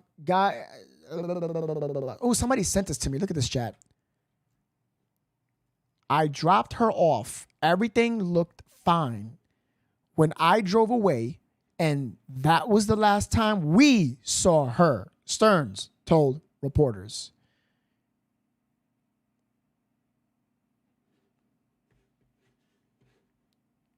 Everybody in the chat, we have done a long podcast today. We did a lot today. A lot. In the comments, I'm going to ask you guys, I'm going to read all the comments. Again, do you believe the mother has something to do with either the disappearance or the homicide of, all opinions are respected, of Madeline Soto. Do you believe so? Yes or no? I see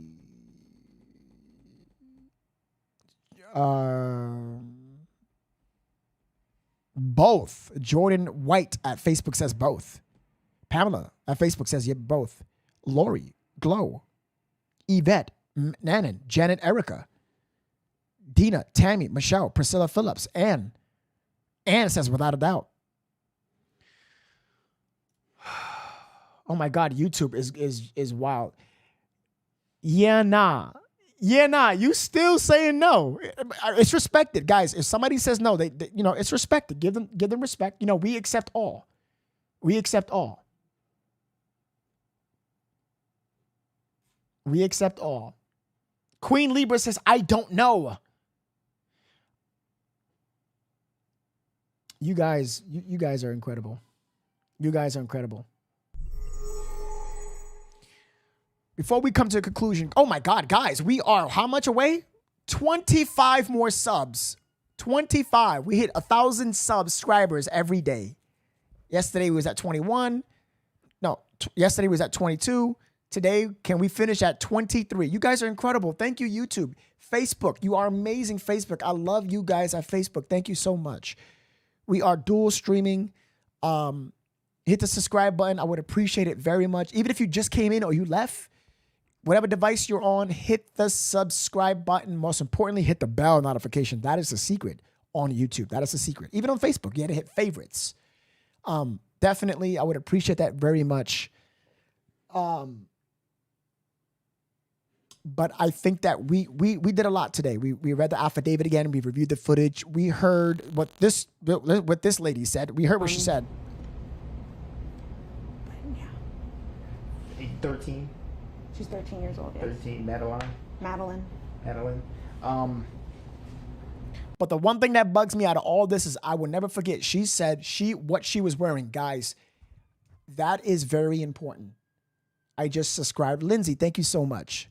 Thank you. What she's wearing, guys, that is very important. And I'm telling you, mark my words. I dare you to mark my words. That's going to be an important piece in this case. I bet you it is. And it's going to be the time frame around the 7:35 to 8:10. Mark my words. I'm telling you that right now. I have watched this video in the middle of the night. This is Crocs. This part right here. I'm going to end it on this part right here, everybody. I'm going to listen to this. I swear to God. Wearing a green hoodie, black shorts, white Crocs, a black JanSport backpack with gray hibiscus flowers on it. She detailed her description right before she went to school. No. She detailed her subscription. That her statement said what she, look how detailed that is. Do you understand that? Do you understand that? That is important to me. That is important to me. Because you cannot tell me a girl was black. Look at the detail. Friend's house. I think we've checked everywhere I could think of, honestly. What do you think? Oh gosh, I just had it tip of my tongue. What was she wearing? She was last seen wearing a green hoodie, black shorts, white Crocs, a black JanSport backpack with gray. What? White Crocs? A hoodie?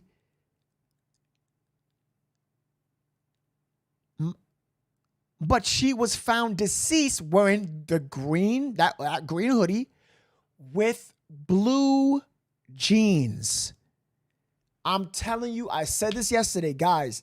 I'm telling y'all, that right there, the level of detail, it fluently went. Hibiscus flowers on it.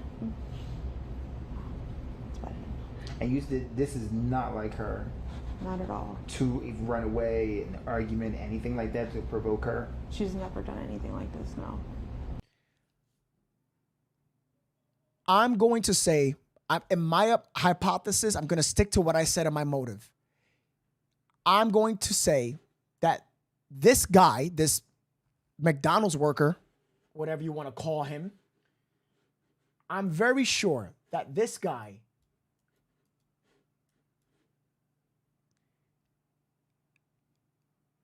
got his way with her.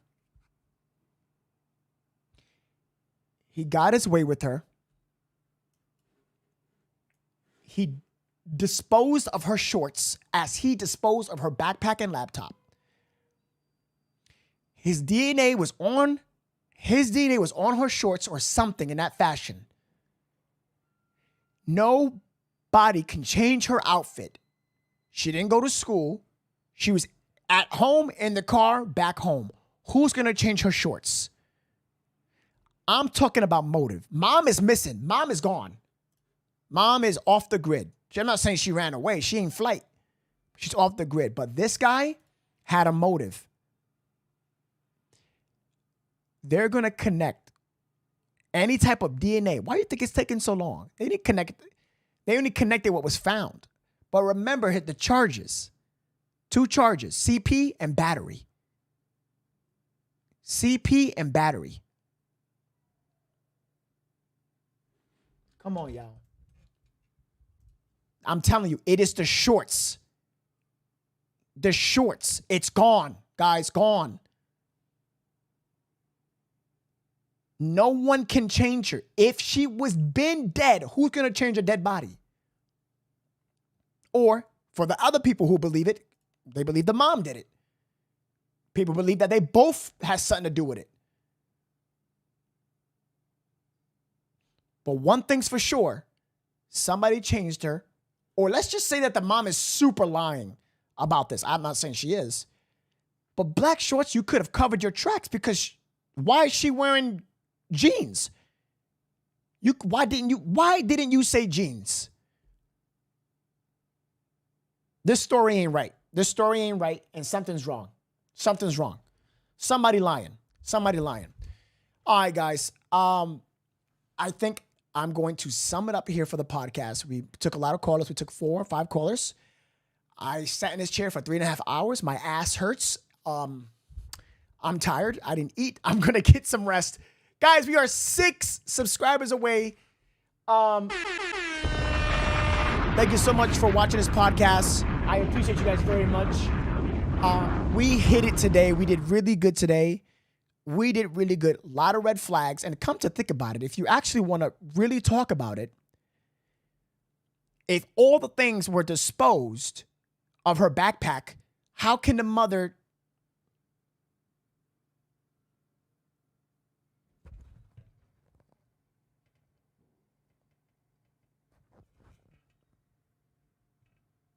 Wait. Is nobody... Wait a minute. Wait a minute. Wait a minute. Wait a minute. Wait a minute. Wait a minute. Wait a minute. Wait a minute. Wait a minute. Wait a minute. Wait a minute. Wait a minute. Wait a minute. Wait a minute. Wait a minute. Wait a minute. The mother described her backpack. Wait a minute. Hold on. Wait a minute. Thing like that. Not at all. To run away.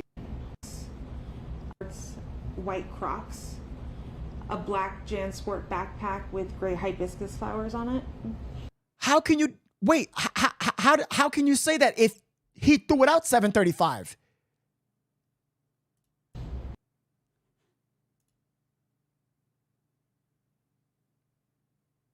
How can you say that if he been threw it out?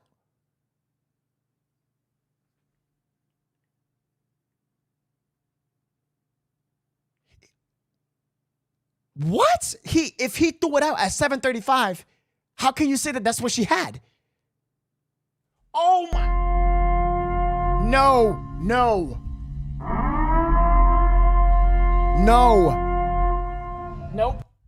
Nope.